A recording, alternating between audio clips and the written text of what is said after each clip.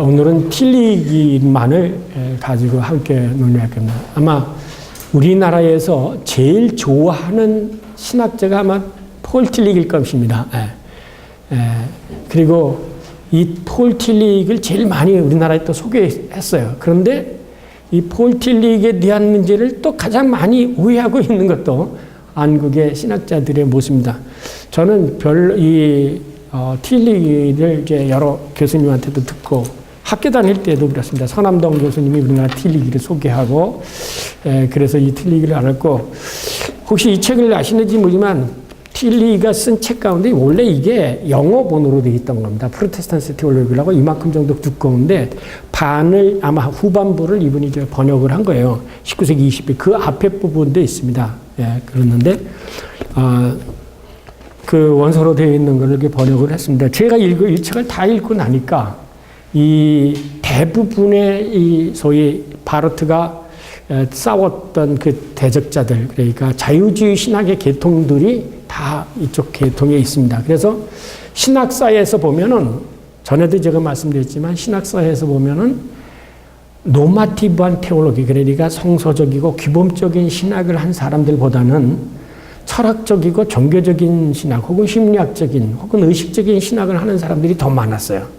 그러니까 오늘날에도 대학에 보면, 저와 같은 바르트나 이렇게 보너포의 정통적이고 이렇게 하는 신학을 하는 분들보다는 뭐 아주 샌드위치를 해죠. 뭐 심지어는 뭐 바르트하고 뭐 동학하고도 연결하고 뭐 tilli하고 뭐 해가지고 뭐 요즘 또 많이 락강이니 데리다니 그 레비나스니 뭐 이런 사람들의 신학이 이게 다 이 주류에 있는 사람들이죠.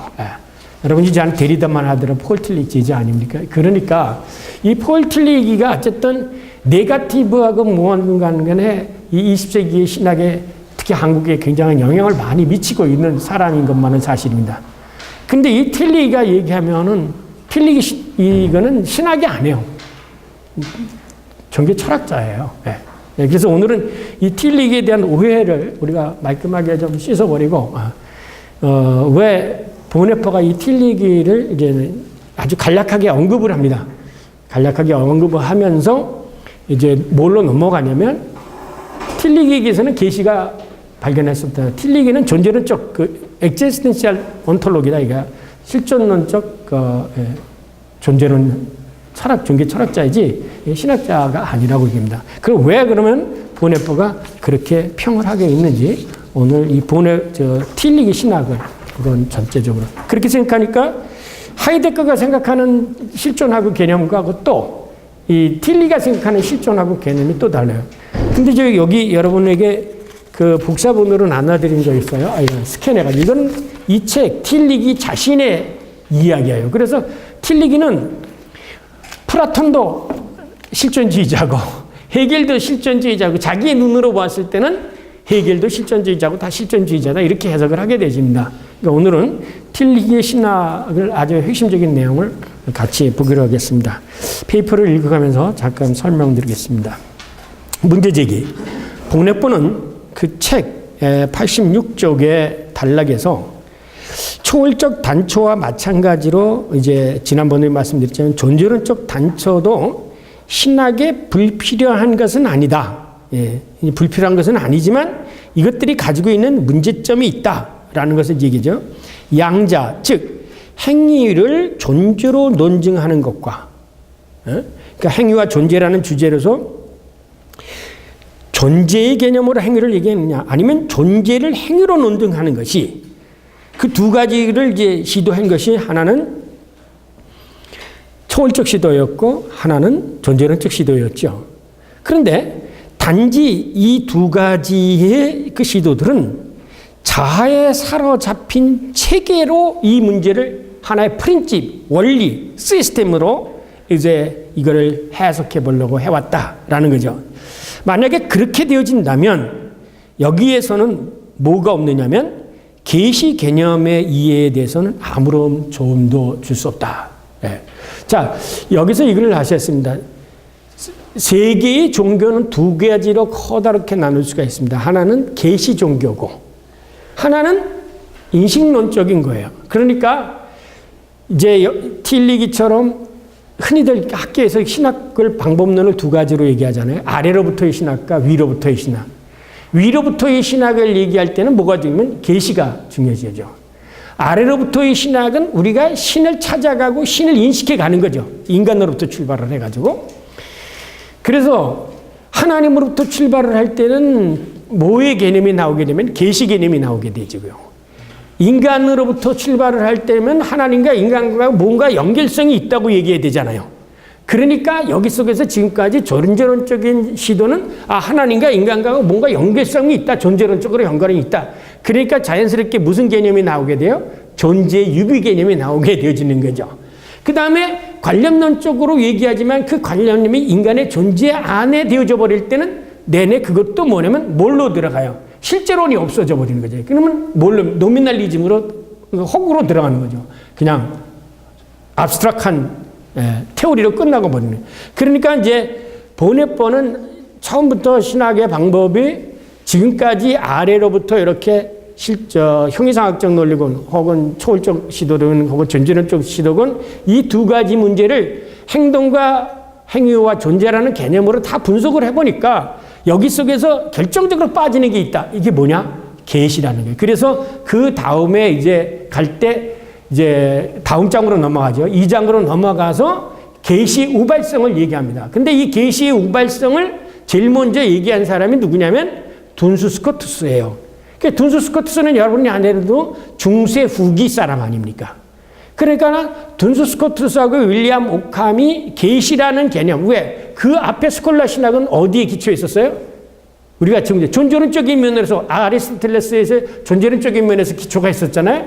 이것을 프란치스카의 올덴에 속했던 둔수 스코투스하고 윌리엄 오캄, 이 사람들은 좀 누구예요?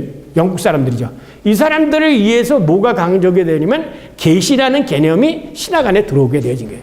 그래서 루터가 그 계시 개념을 끌고 토마스 아퀴나스의 전통에 있었던 스콜라 신학을 뒤엎게 되어지는 그런 결과를 가지게 해요. 그래서 제가 문자로 이제 둔수 스코투스하고 윌리엄 오캄을 했는데 틸리기를 오늘 하고 나면 다음 주에 이제 걸려 넘어가게 되기로 했습니다. 그래서 이제 여기 보네포는 요 개념을 쓴 거예요. 거기에는 계시라는 그 이해가 아무런 도움도 줄 수 없다. 이게 계시가 들어설 자리가 없다는 거죠.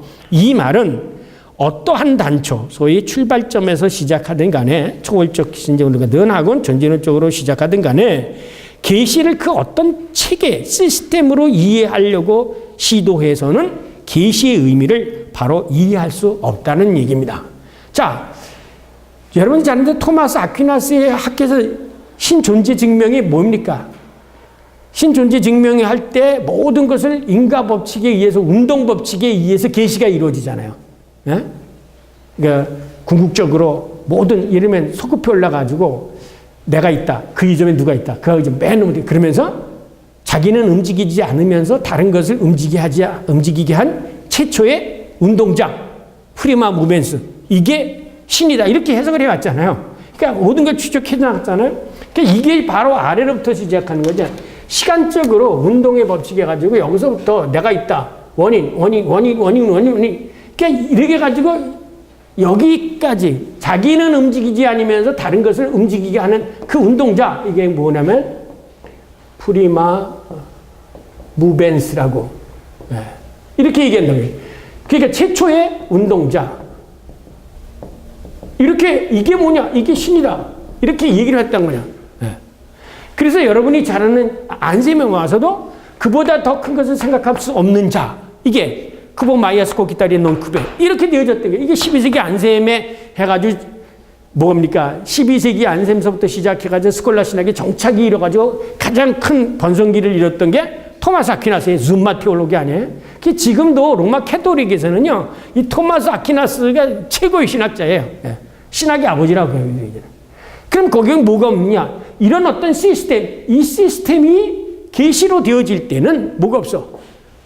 하나님의 초월적인 초월성이라든가 혹은 하나님의 주체성이 없어져 버린 거예요. 어떤 체계 안에, 시스템 안에 혹은 구조 안에 하나님의 계시가 소위 회슈멜전 폐쇄되어져 버리고 만다. 이 점을 이제 보네포가 지적을 하게 되어진 거죠. 그러니까 존재론적으로 얘기했건 혹은 초월적으로 얘기했건 지금까지의 모든 신학자들은 뭐냐, 그들의 지금까지 추적해본, 연구해본 그들은 모두가 다 계시를 어떤 시스템으로 체계 안에 얘기했다라는 거죠. 그래서 그는 순수 초월적 단초와 순수 존재론적 단초의 문제점을 다음과 같이 지적합니다. 인용합니다. 인용. 순수 초월적 단초는 의식을 초월하는 존재를 해방시킨다. 해방시켜 현 존재를 뭐뭐와 연관 속에서 관계에 있는 것. 그러니까 늘 뭐냐면 오늘 이제 틸리기도 얘기하겠지만 현 존재를 얘기할 때 그냥 현 존재를 얘기하지 않지 않습니까? 틸리가 현 존재는 어디서 왔느냐? 존재로부터 왔다. 존재와 현 존재는 무슨 관계냐? 이거는 상관관계에 있다. 이렇게 모든 것을 어떤 뭐뭐와의 관계 속에서 얘기했는데 그 뭐뭐와의 관계가 이게 늘 항상 모호한 거예요.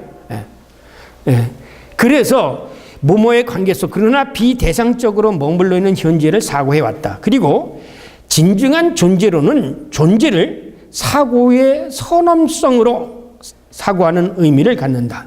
그래서 존재론에서는 사고 자체가 존재 안에서 지향돼 버리고 만다. 없어져 버리고 만다 이게. 따라서 결과적으로 양자 모두에게는 그러니까 존재론적 시도나 그다음에 초월적 시도나 모두가 자아가 인간 그 생각하는 주체지요. 그 자아 이시라고 하거든요. 그 자아가 자신을 폐쇄된 체계 속 안으로 집어넣게 되고 거기서 기껏해서 생각해서 인식했다고 해봤자 결국 자기가 자기를 이해하는 것밖에는 되지를 않는다는 거죠. 자, 이 얘기를 하죠. 지난번에 피히테 생각나시죠? 네. 피히테의 소위 이시, 이거를 자아라고 번역했죠. 이시 디알렉틱. 이시 디알렉틱이 뭡니까? 내가 나를 사고의 대상으로 해서 그 생각해서 여기에 부정성을 발견해가지고 보다 나은 나로 고양시켜가는 거. 이게 아우프게비 고양. 이 고양시켜가는 이거 뭐예요? 결국은 자기가 뭐 이 사고 속을 생각해봤자 뭐예요? 결국 이거를 전체를 나라고 하면 자아라고 하면 자 안에 자기 사고가 박혀 있는 거죠. 자기 사고가. 예. 그러니까 보네포는 이 점을 지적한 거예요. 관련론적이고 뭐고 자아가 중심 어떤 사고의 대상이고 자기를 어떤 대상으로 놓고 안 놓고 간에 이 자아라는 것이 사고의 주체가 되어져서 생각을 하게 되어진다면 결국은 모든 건 네 머릿속에서 돌아가는 거지 그게 무슨 바깥에서 하나님에게서 온 거냐? 그렇죠? 네 생각이야 그거는. 그래서 인간이 신을 생각해내는 거 소위 독일말 아우스덴케 신이라는 것은 어떤 존재하고 인간이 생각해낸 이 신 이게 진짜 우리들의 인선신과 초월적으로 따로 존재하는 신이냐? 아니죠. 어디는 무슨 신이 이거는? 네 머릿속에 있는 신이다. 이것은 이제 칼 바르트나 사람은 이거를 종교의 신이라고 해. 그래서 바르트는 종교는 인간이 만들어낸 거다 이거지. 예. 생각해봐라. 네가 네 머릿속에서 나온 신이 진짜 신이냐? 네가 아무리 깨달았다고 생각해서 안 그 신이 나와 독자적으로 있는 신이야. 그래서 바르트가 생각한 게는 하나님은 하늘에 계시고 인간은 땅에 계시다. 하나님과 인간의 무한한 질적 차이를 주장해 왔던 경우가 뭐냐면 바로 이거예요. 자유주의 신학자들이 생각한 신은 니네들이 아무리 그것이 초월적이라고 하고 뭐 칸트도 그렇지 않습니까? 내가 보고 나서 생각하는데 그게 선험적인 사고다 이렇게 얘기하면 그게 그 선험적인지 아닌지 네 머릿속에서 나온 거다는 게 결국은. 네. 그러니까 왜 종교적인 거하고 이 계시적인 거하고 다른 거는 계시는 내가 원튼 않든 어느 날 갑자기 그래서 우발적이래 컨팅겐스 하나님이 나에게 나타나는 거예요. 예를 들면은 이 담에색으로 가다가 사도 바울이 가다가 베란간에 사오라 이런 들린 거죠. 내가 원튼 원치 않든 밖으로부터 외부로부터 나에게 이렇게 침투해 들어오는 이게 뭐야? 이 계시라고 생각하는데 여기서 계시 개념이 없죠. 자기가 생각해내니까 무슨 계시야? 이거는 네가 만들어낸 신이지.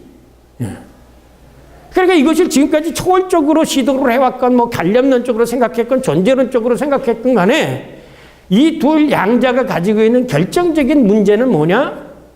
초월자와 이거를 나 안에서 묶어놓고 생각하기 때문에 아무리 내가 그 선험적이다 뭐라 아프리오리라 얘기하지만 그거는 네 머릿속에서 나온 것일 수밖에 없다라는 거죠. 예. 여기까지 이해가 되셨습니까? 예. 예. 그러니까는 뭐냐면 여기서 왜 바르트가 종교를 굉장히 얘기하고 왜 보네퍼가 비종교화라는 말을 주장하는지 아시겠죠? 예. 비종교화라는 것은 이런 식으로 니네들이 만들어서 이것을 만들어 놓은 걸 기독교인 것처럼 생각하지 말라 이거야. 기독교는 하나님이 아까 읽었죠. 아까 하나님이 인간이 되신 거야. 하나님이 직접 우리들을 찾아오신 거야. 그게 계시지. 니네들이 생각한 게 무슨 계시냐 이거지. 그런데 후자처럼 얘기하는 걸 사람들이 더 안 받아들이고요. 전자처럼 얘기를 해야 사람들이 다 합리적인 것처럼 생각하고 아 맞다 이렇게 생각한다고요. 왜 그럴까요? 네. 여러분 이거를 깨달아야 진짜 신앙을 하시는 거예요. 왜 그럴까?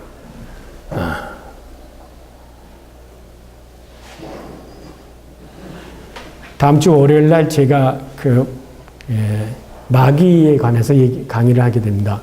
11월 2일 날. 신학에서 마귀에 관해서 얘기하는 것을 굉장히 경원시했고 안 했어요. 그런데 성경에 마귀, 사탄이 굉장히 많이 나오잖아요. 당장 베드로한테도 야 사탄은 물러가라 그랬던 거죠. 왜 그럴까? 그래서 저는 그렇게 해서 저를 분이 어떻게 이해하든 간에 저는 상관이 없습니다. 인류의 역사를 통하고 신학사, 철학사를 다 이렇게 제 나름대로 이렇게 훑어보니까 그 에릭 프롬이 썼던 책이 있어요. 신에게 도전한 인간. 인간은 끊임없이 하나님을 거부하고자 하는 게 있어요. 그게 왜 그럴까? 하나님을 거부하고 싶어요. 그게 끊임없이 우리는 이 시험에 들리는 거예요. 유혹에 빠지는 거예요. 그래서 예수님이 시험에 들게 하지 마시고 악에서 구옵소서라고 기도해야 주기도문 가운데. 우리는 그냥 그 주기도문을 이렇게 가지만 우리들을 갖다가 끊임없이 하나님으로부터 떼어놓으려고 하고 하나님에게 의심을 가지게 하고 하나님을 거부하게 만드는 그 악한 세력이 있다는 것을 우리는 모르고 지나고 있어요. 근데 이게 지난번에 바르트에서 무성에 대해서 얘기 있죠. 무성에 대해서 그렇게 좀 바르트도 너무 이렇게 좀 두리뭉실하고 넘어갔지만 사실은 우리는 현실적으로 직면하고 있는 문제는 이 악한 영이에요. 근데 이것을 악한 영이라고 생각하면 벌떼같이 밀려들어서 그 악한 영들이 벌떼같이 밀려들어서 쓰러뜨리려고 하죠. 여러분 종교개혁의 루터가 할 때 루터의 책을 읽으면 제일 많이 나오는 단어가 뭐냐면 사탄마귀라는 단어가 제일 많이 나요. 그리고 그 오버만이라는 사람이 쓴 책이 있어요. 하나님과 악마 사이라는 책이에요. 그런데 신학에서 보세요. 여러분 신학교에서 악마론이나 그런 거 세미나 해본 적 있어요? 없잖아요. 이제 이건 저의 고백입니다만 이 방송을 들으시는구나 인터넷에 들으시는구나.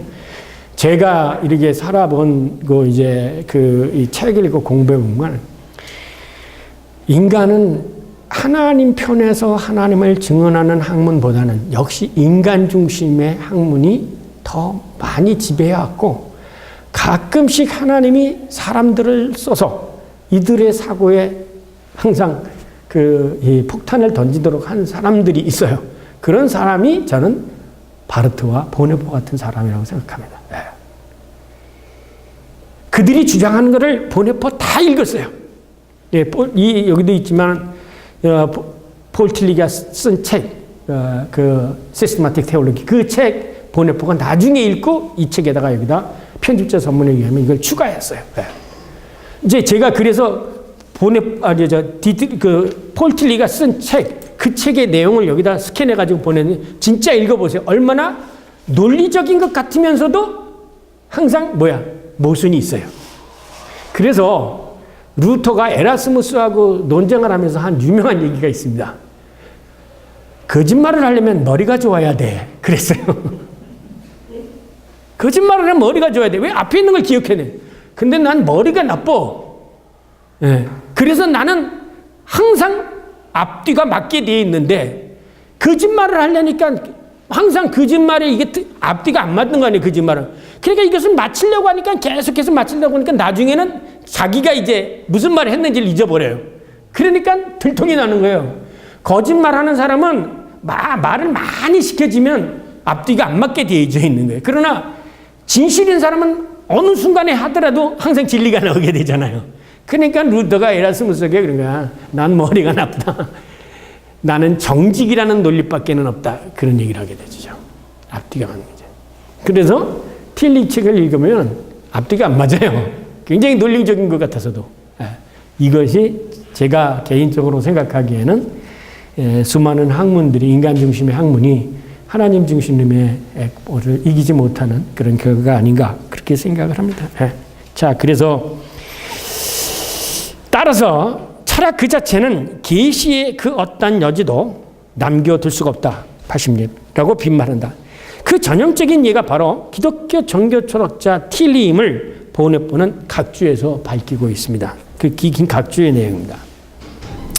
우선 보네포에 의하면 틸리에게 있어서는 철학적 인간학과 신학적 인간학이 구별될 수 있는 가능성이 전혀 없다. 이 말은 뭐냐면 이게 완전히 뒤엉켜져 있다는 거예요. 믹스가 되어져 있어가지고 이게 신학을 얘기하는 건지 아니면 이 철학을 얘기하는 건지 이게 도대체 이게 분명하지가 않다. 그런데 그에게 있어서 이 신학적 인간학은 더 깊이 얘기한다면 사실은 실존적인 인간이다. 그러나 보네포는 실존적 인간이라고 하지만 그것은 신학적 인간학이 아니라 오히려 철학적 인간이어야 더 적합하다라고 비판을 하게 됩니다. 이건 틸리기에 대해서. 왜냐하면 철학적 인간에게는 계시가 논의될 자리가 없기 때문이라고 보네포는 평합니다. 그는 말합니다. 보네포 기탓 진리 문제라는 것은 단지 계시라는 우발적 개념의 맥락 속에서만 검증될 수 있다. 진리가 인간의 이성으로 합리적이고 사고라고 해서 그게 진리가 아니다. 완전히 다르죠. 뭐 여러분 진리를 알지니 진리가 너희를 자유케 하리라. 이것이 어떤 철학적 지식이나 상하탁에서 이거는 인간의 이성적 진리를 안다고 해서 자유롭게 되어지는 게 아니죠. 근데 사람들은 그걸 다 학교에다가 진리 자유, 연세대학도 그다가 진리 하는데 아니에요. 물었잖아요, 예수님이. 진리가 누구냐 그랬어요. 뭐냐? 내가 진리다 그랬어요. 그래서 여기서는 진리라는 것은 예수 그리스도를 알 때만이 참된 진리에 이를 수 있다는 거예요. 그러면 예수 그리스도를 안다는 것은 뭐냐면 하나님이 계시한 그 무엇을 알 때만이 참된 것에 이를 수 있지. 생각을 해보세요. 인간이 신이 아닌 이상 아무리 자기가 논리적으로 책이 있게 하더라도 거기에 완벽한 게 있을 수 있어요? 아니에요. 그런데 오히려 거꾸로 계시는 우리가 인간적으로 이해가 안 돼도 깊이 들어가면 계시는 수밀일관성이 있다는 거예요.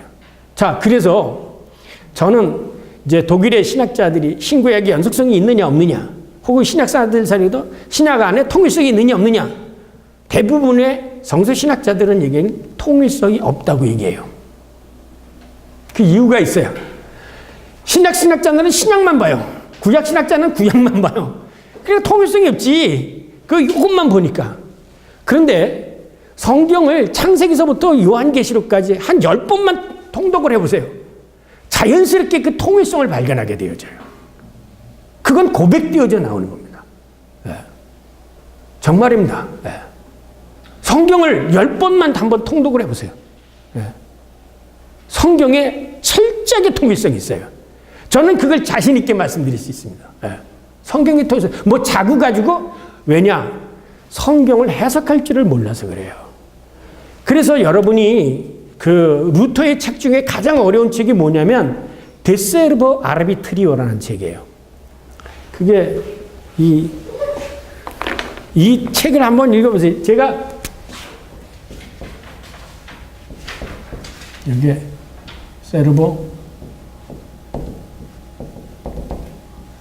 데세르버 아르비트리오 이게 맨 속박된 의지라고도 하고 혹은 노예 의지론이라고도 번역이 되는데 번역상으로는 김영환 교수님이 번역한 게 더 맞아요. 노예 의지보다는 속박된 의지. 인간의 의지는 속박되어져 있다는 얘기인데요. 독일에서는 이 책을 교회사에서 꼭 한번 다 읽어요, 학생들이요. 근데 우리나라에서는 이제 제가 처음 이걸 가지고 겁도 없이 석사 논문을 썼어요. 그런데 지금 보니까 순엉터리 이해를 했어요. 뭐 솔직한 얘기를 합니다. 뭐 그 당시 제가 완전하게 이해할 수 있는, 왜? 가르쳐 줄 사람이 하나도 없었어요. 제 혼자 그냥 공부한 거예요. 그때 제가 읽은 게 아까 말씀드린 루터가 에라스무스하고 논하죠. 에라스무스는 철저히 이성주의자고 휴머니스트고 합리주의자죠. 아마 에라스무스는 그 당대의 대학자였습니다. 루터는 뭐예요? 스토운의 젊은 신학자였죠. 거기서 논쟁을 해보세요. 이 책을 읽으면서 정말 이해가 안 가는 부분이 많이 있습니다. 그런데 성경을 읽고 나서 저 책을 읽으면 루터 얘기가 맞다는 것이 분명히 드러나요. 제가 아까도 말씀드렸죠. 왜 신학의 역사 속에서 많은 사람들의 신학자들이 다 인간 중심적으로 했는데, 그런데 왜 그럴까? 왜 그럴까? 왜 그럴까? 이것을 헬라적인 사고 속에서는 뭐를 빼놓고 해석을 하냐면, 이 인간의 이성을 불완전하게 만들고 인간의 이성을 유혹하는 이 사탄 마귀의 역사를 인정하지 않아요. 제가 이 사탄의 얘기를 했다가 그 유명한 이 마틴 브레이트라고 있어요. 윈스터 대학의 루터 신학자. 그분한테 제가 정신병자라는 그 소리를 들었어요. 그래서 제가 그분한테 얘기했어요. 당신 루터 했다면서 루터 책을 봐라. 루터에 수없이 나오는 책이 사탄 마귀의 얘기다. 그러면 이것을 상징적으로 해석하느냐? 난 상징적으로 해석하지 않는다. 사탄 마귀가 오늘 역사 속에도 있다. 역사하고 있다. 문제는 당신이 그것을 감지하지 못하고 인지하지 못하기 때문이다. 난 그걸 인지한다 그랬어요. 그랬더니 그 스님이 제가 이건 제 구두 시험에 너 떨어뜨리겠다고 그래. 그래서 기도했어요. 하나님, 떨어질지언정 내가 학위를 위해서 공부한 게 아니니까. 그랬더니 어느 날 그분이 정정하게 편지에 저에게 왔습니다. 이건 제가 경험했네요. 당신의 구두 시험을 제가 볼 수 없게 됐습니다. 왜? 미국에서 자기 책이 번역이 돼서 출판 기념을 했는데 당신의 시험하고 시험 날짜하고 겹치기 때문에 당신 구집이 죄송합니다만 당신의 시험관이 될 수가 없습니다. 그랬더니 하나님이 저를 살려줬구나 그런 생각이 들었습니다.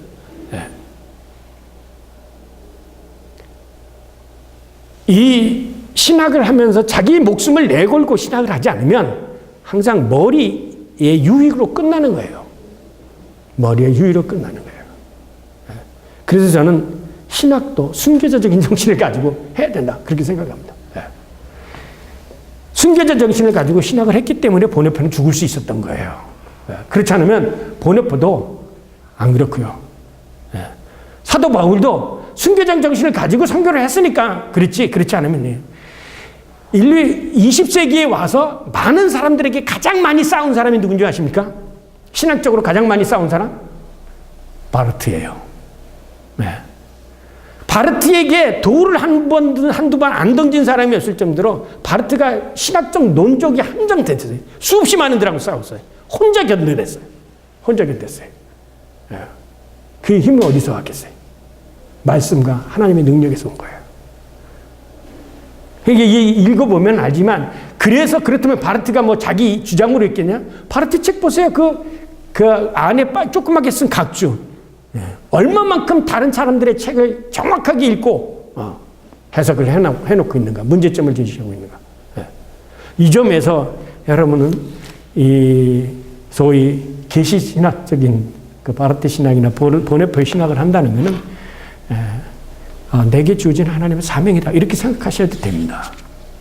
그런 사명감 가지고 같이 공부를 했으면 좋겠습니다. 자, 존재에 대한 물음으로서의 철학. 이제 폴 틸릭으로 넘어갑니다. 틸릭이 있어서의 철학의 본질은 존재에 대한 물음입니다. 우리가 지금까지 생각해왔던 존재론적 시도라고 했지 않습니까? 존재에 대한 물음입니다. 곧 존재한다는 것은 무엇을 의미하는가?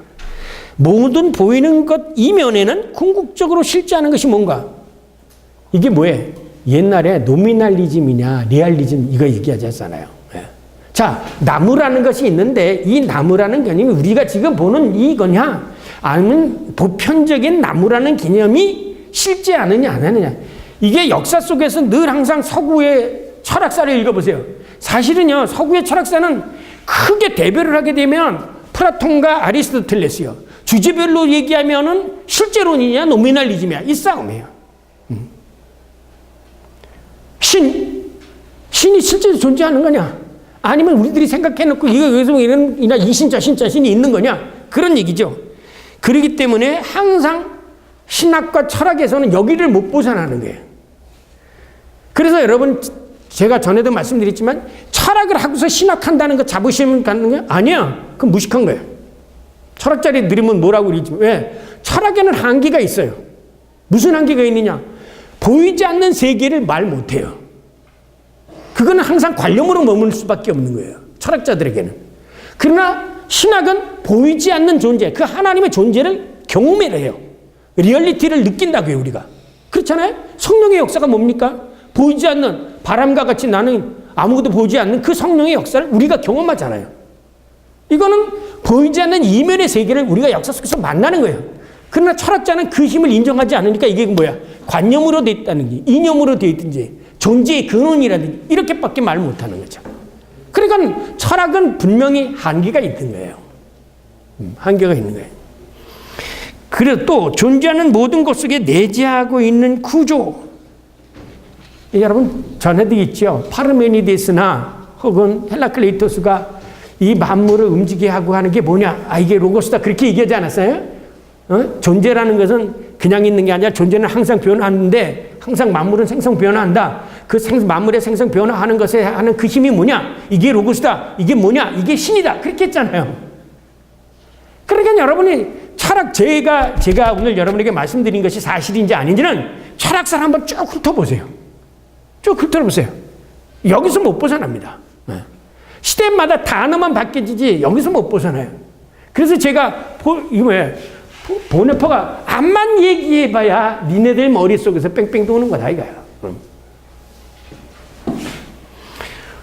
틸리기의 철학적 신학은 넘어가서 바로 이러한 존재에 관한 질문에 답변한 것이다.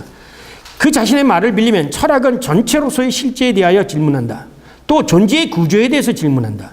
그리고 그것을 답할 때 구조적인 법칙, 보편적인 개념 등으로 표현한다. 제가 말이 바로 그러죠.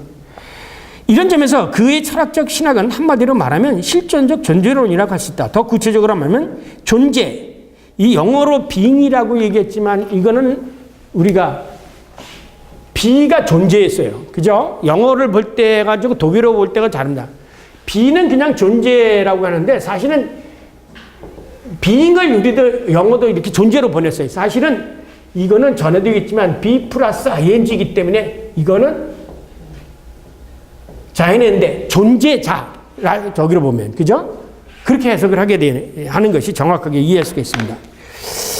자, being을 존재와 비존재로 나누고 비존재, non-being과 소위 existential being, 실존적 존재다.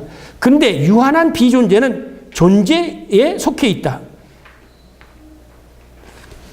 그러니까 이렇게 생각하는 게 쉽게 세상의 모든 자들이 다 존재한다 이거야. 그럼 이 존재자들이 다 뿌리를 내고 있는 게 뭐냐? 이게 존재다. 이 존재가 뭐냐? 그래서 모든 존재의 근원. 그러니까 뭐야? ground of 뭐야? being. 이게 신이다. 이렇게 생각한 거죠. 따지고 보면 이거야. 여러분 똑같죠? 스피노자가 뭐라고 그랬어요? 테오스 시베 나투라. 이런 말 했잖아요. 신은 주권, 자연이다. 그럼 모든 존재자의 근원을 가지고 어디로 넘어갈 수 있을까요? 잘못하면 범신론으로 넘어갈 수 있죠. 네. 그러니까 하나만 깊이 들어가면 그렇게 될 수가 있는 거예요. 네. 여기에 어떤 인격적인 신 개념이 나올 수 있나요? 이런 신에게 기도할 수 있나요? 그러니까 저는 이 대학 신학, 이 철학 신앙이 기독교의 신 하나님의 개념을 자꾸 다른 데 이렇게 삐뚤게 놓는 게 이게 소위 철학적 신학이 아닌가 그렇게 생각을 해요. 그래서 제가 한국 신학계에서 다른 그런 사람들이 절 꽤 싫어해요. 예. 저보러 그런 매일 구태의연한 바르트나 뭐 성경 얘기고 뭐 바이블 얘기한다 그런 식으로. 근데 저는 그게 납득이 안 가요. 이 신학을 공부해요. 이들의 그래서 거기 뭐라고 그랬습니까? 그런데 유한한 비존재는 존재의 세컨다. 그런데 그 유한한 비존재를 유지시켜가는 것은 뭐냐? 존재 자체다. being itself다. 혹은 존재의 근원이다. 이것을 틸리히는 신이라고 말한다. 이 존재의 근원 혹은 그 존재 자체가 존재하기 때문에 다른 모든 유한한 존재가 존재하게 된다고 그는 말한다. 이런 점에서 폴 틸리의 철학적 신학에는 계시가 있을 자리가 없어. 이 점을 보네포는 지적하고 있는 것입니다. 그리고 실제로 보네포는 계시를 거부해요. 아니요, 제3지 자꾸 보네포라면 틸리히는 계시를 거부합니다. 제가 말이 자꾸 잘못 나와서 죄송합니다. 틸리히가 계시를 거부하는 거지 보네포가 계시를 거부하는 게 아닙니다. 네, 죄송합니다. 거기에 각주 11을 보시면 거기 나옵니다. 계시를 거부해요. 자, 그렇다면 틸리히의 이 신학 방법이 뭐냐? 잘 들었죠? 상관관계 이론이라는 거죠. 그럼 상관관계가 뭐냐면 간단해요. 존재자와 존재는 서로 관계가 있다. 쉽게 얘기하면요. 이거 없이는 이게 없고 이거 없이는 이거 없다. 서로 관계가 있다 이거지. 그러면 모든 존재자들은 그냥 있는 게 아니라 뭐와 관계를 가져? 존재하고 관계가 되는 거야. 그래서 틸리히는 창조를 얘기할 때 다 존재론적 해석으로 해석해요. 창조는 뭐냐? 창조는 존재로부터 비존재가 나오는 거. 종말은 뭐냐? 이 비존재가 종말로 돌아가는 거. 이게 쉽게 얘기하면 존재를 이렇게 생각하죠. 자, 이게 창조라면 창조는 존재야, 본래. 모든 만물의 근원이니까. 그죠? 그럼 근원부터 나온다. 이게 비존재들이야. 근데 이 비존재가 다시 존재로 돌아가는 거. 이건 종말이야. 이게 창조고 이건 종말이야. 그러니까 존재론적으로 모든 걸 설명해 나가죠. 네. 그러면 존재와 존재자 사이에는 뭐가 있느냐? 존재와 존재자 사이에는 존재의 유비가 있다. 그렇죠? 아주 심플한 거예요. 더 생각할 필요도 없이. 네. 제가 읽겠습니다. 그럼 상관관계란 인식하는 자와 인식의 대상이 서로 분리되어 있지 않다는 것을 전제한다. 즉 신학자는 자기 인식의 대상에 밀려 나와 있는 것이 아니라 그 대상 안에 관계한다. 신학자의 근본 자세는 그가 설명하고 있는 내용에 밀접히 결속되어 있다는 것이다. 그래서 그는 상관광법이란 기독교 신앙의 내용을 실존적 질문과 신학적 답변을 서로 관련시켜서 인용한 부분입니다. 그것을 통하여 설명하는 것이 상관광법입니다. 예컨대 하나님과 인간의 관계는 인식의 면에서 서로 관계되어져 있다. 그 아래 다 인용, 그 틸리히의 얘기입니다. 그 자신의 말을 빌리면 인용, 신적 생명의 창조 과정은 본질과 실존 안에 있는 구별보다 앞선다. 그것은 상징으로 한 말이다. 실존과 본질의 피 안에 있는 존재의 신비는 신적 생명을 가진 존재 그 자체인 창조주의 능력과 신비 속에 감추어져 있다. 상징적으로 말하면 하나님은 인간의 질문에 답변하고 인간이 하나님의 답변에 인상을 받아 질문을 제기한다. 이것이 하나의 순환적으로 자꾸 돌아가는 거다. 이게 상관방법이라는 거죠. 그래서 뭐냐면 이 역사의 이 사건은 질문이고 또 하나님은 여기에 답변을 하는 거고 그 하나님의 답변에 인간이 또 질문하고 이런 관계가 계속되어지는 게 이게 역사다. 이렇게 생각하는 거죠. 그래서 이 모든 상관관계 방법으로 이 철학적인 이 주제들을 설명해 나가려고 하죠. 그래서 틸리히의 그 신학 방법을 상관관계 방법이다. 이렇게 얘기를 하게 됩니다. 따라서 그에게 있어서는 어떤 실제를 얘기하는 게 아니라 겉으로 표현되어진 건 뭐야? 상징이에요. 왜냐하면 인간의 질문에 대한 답변으로서 주어지는 신학은 초월자에 대한 답변일 수밖에 없기 때문에 그것은 어쩔 수 없이 상징적으로밖에는 얘기될 수가 없다. 인간이 그 초월자니까 인간이 알 수 없지 않은 거냐. 그러니까 신은 이런 분이다라고 상징적으로 표현할 수밖에 없다는 거지. 인간의 언어로. 그러니까는 그 틸리히가 얘기하는 이 단어들, 신에 대해서 표현하는 단어들이 굉장히 많잖아요. 뭐냐면 ultimate concern, 궁극적 관심이다. 그게 신이에요. 아까는 조금 전에 존재의 근원이다. 그게 신이다. 모든 거를 뭔가 구체적으로 레알리스틱하게 표현할 수 없으니까 이것은 다 그냥 상징적으로 표현하게 되지는 거예요. 그래서 틸리히의 방법론이 또 한 가지 보면 상징론이에요. 이 상징적일 수밖에 없다. 예컨대 그에 의하면 창조론은 필요성의 상황과 그것의 상관자인 하나님의 창조를 지시해준다. 이를 존재론적으로 표현하면 존재로부터 혹은 존재 그 자체로부터 비존재 곧 실존적 존재가 생성되는 것이 창조이다. 비존재 곧 존재자는 유한하며 동시에 본질로부터 일탈된 소외된 것이다. 그래서 틸리가 사용하는 말이 이제 소외돼. 이 소외라는 게 뭐냐면 엔토에서 떨쳐나갔다 이거야. 그래서 소외된 자는 뭐야? 본질로부터 떨어져 왔고 쉽게 얘기하면 이런 거죠. 이것을 심리학자들이 틸리의 방향을 봐가지고 심리학자에게 뭐냐면 자 어린아이가 엄마의 뱃속에 있었을 때 가장 편하다. 근데 그 존재의 근원인 엄마 뱃속에서 아리가 딱 튀어나올 때 그때부터 울지 않느냐. 그거는 벌써 실존적인 삶 속에서 그때부터는 고통과 괴로움과 어려움을 느끼면서 살아갈 수밖에 없다. 그러면 이 고통과 어려움 속에서 살아오는 실존적 존재의 근원은 뭐냐? 엄마 자궁이지. 그러니까 여기를 돌아가고 싶은 게 있다 이거지 인간들이. 그래서 여기 이거와 이거 관계 속에서는 뭐야? 상관관계가 형성이 되어진다는 거죠. 이런 식으로 이 틸리기가 가져가는 모든 것은 존재와 존재자 이거 사이에 비존재와 사이의 관계를 설명해 나가는 거예요. 들을 때는 좀 그럴싸하죠, 그죠? 네. 그래서 그런지 사람들이 많이 좋아해요. 네. 우리나라에는요 틸리를 서로 하는 사람들이 바르트 번호는 한 3배 정도 많아요. 네. 3배 정도 많습니다. 바르트는 극히 소수가 좋아합니다. 많지 않아요. 소위 보수, 우리나라 자칭 보수라고 하는 사람들도 바르트를 또, 그 사람들은 또 바르트를 자유주의 신학자라고 하니까. 그러니까 이리 치고 저리 치고 바르트는 말씀의 중심으로서 형성이 되어지는데, 그거를 왜 그런가 그랬더니 말씀을 안 읽어서 그래요. 틸리는 이성과 계시 사이에도 상관관계가 있다라고 생각해요. 모든 걸 상관관계를 보면 이성과 계시. 이 계시를 인정하지 않아요. 그런데 이성과 계시를 다른 말로 이제 표현을 하는 거죠. 예. 그는 이성과 계시를 상대적인 것으로 이해하지 않는다. 이성은 계시에 대해서 정황하지 않으며 계시는 이성의 재건을 의미한다. 따라서 이성은 오히려 계시를 요청한다. 그러니까 이성이냐 계시냐 이게 다른 게 아니야.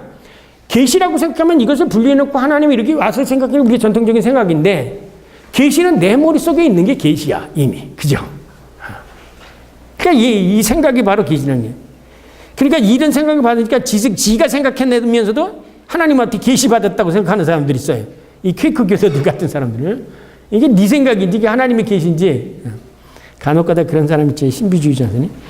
본질과 존재가 분리되지 않는 것과 동일하다. 그래서 그에게서의 본질은 사물이 아직 실현화되지 않는 잠재적 종물이고 반면에 존재는 본질로부터 일탈된 곧 소외된 현실이다.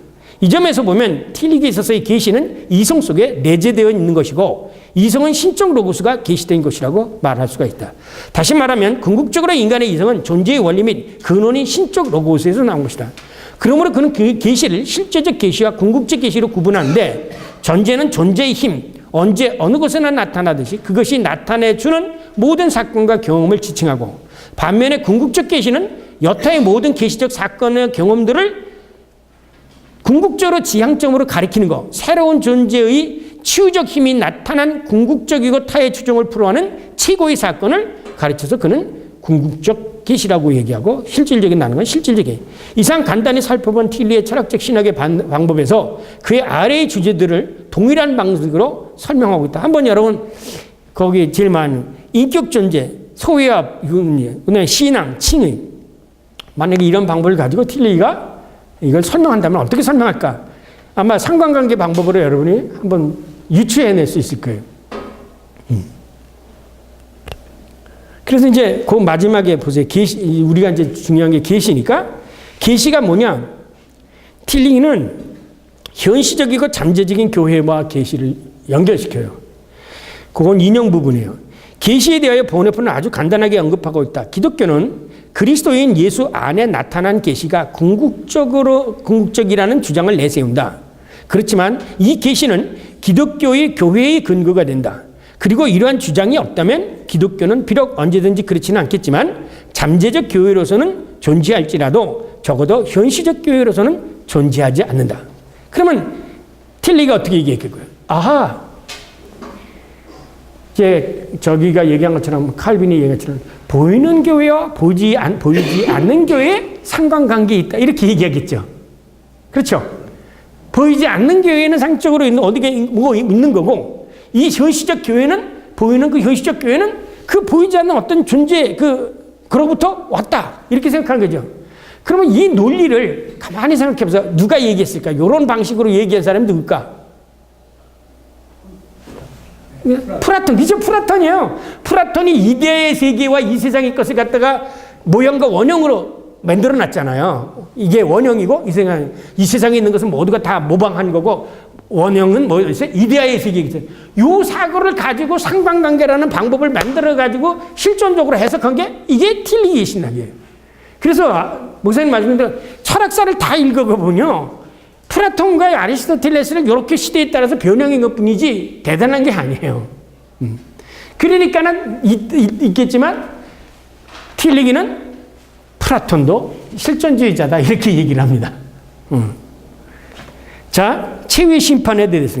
자, 이상 간단히 살펴본 것 같이 시간이 없기 때문에 이거 하나하나 다는 못하겠어요. 그러니까 그냥 넘어가고요. 이상 간단히 살펴본 것 같이 폴 틸리는 신학자가 아니라 종교 철학자라고 할 수 있다. 왜냐하면 그는 전통적인 기독교 교리의 내용을 완전히 철학화하였기 때문이다. 그렇구나. 보네포는 이 책 102쪽 각주 15번에서 이제 보네포가 이제 틸리기를 비판합니다.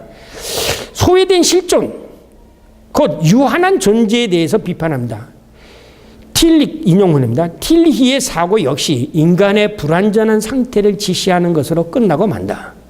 그러나 개신교 선포의 본질은 첫째, 한계 상황에 대한 체험으로 돌진하는 것으로, 둘째는 인간의 무조건적으로 진지하게 받아들여지는 한계 상황 속에서 공포되는 긍정, 야에 대한 진술로서 규정하려는 그의 시도와, 그러니까 이게 보네포를 비판하는 거지. 이 한계 상황 속에서 그것을 넘어가 지하려고 하는 그런 보네포의 시도와, 아니 틸리기의 시도와, 죄송합니다. 자꾸 보네포가 엇갈리네. 틸리기의 시도와 하나님과 그리스도를 포함하는 모든 종교적 내용을 포기하려는 것은 사변적인 신학일 수밖에 없다라는 거죠. 이거 왜? 틸리기에는 하나님과 그리스도가 있지 않잖아요. 그럼 그리스도는 뭐겠어요? 그리스도는 생각해보세요. 존재와라는 개념에서 틸리기가 그리스도를 어떻게 표현했을 것 같아요?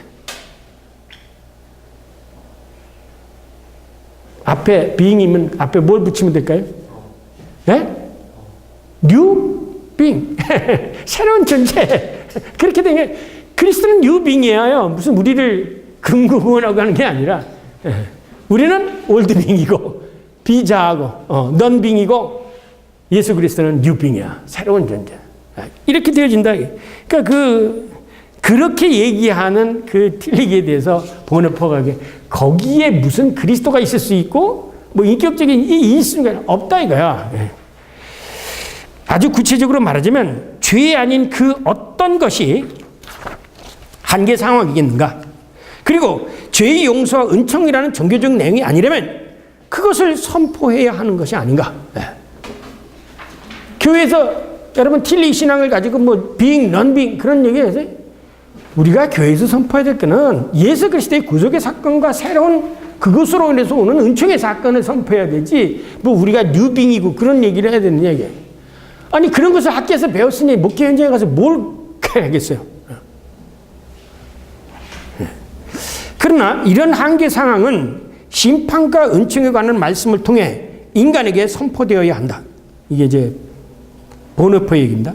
선포 없이 그러한 한계 상황에 빠져들 수 있다면 나는 내 자신을 진리 안에 세울 수 있게 된다. 그렇게 되면 분명히 결국은 자연의 빛, 이제 나중에 있죠.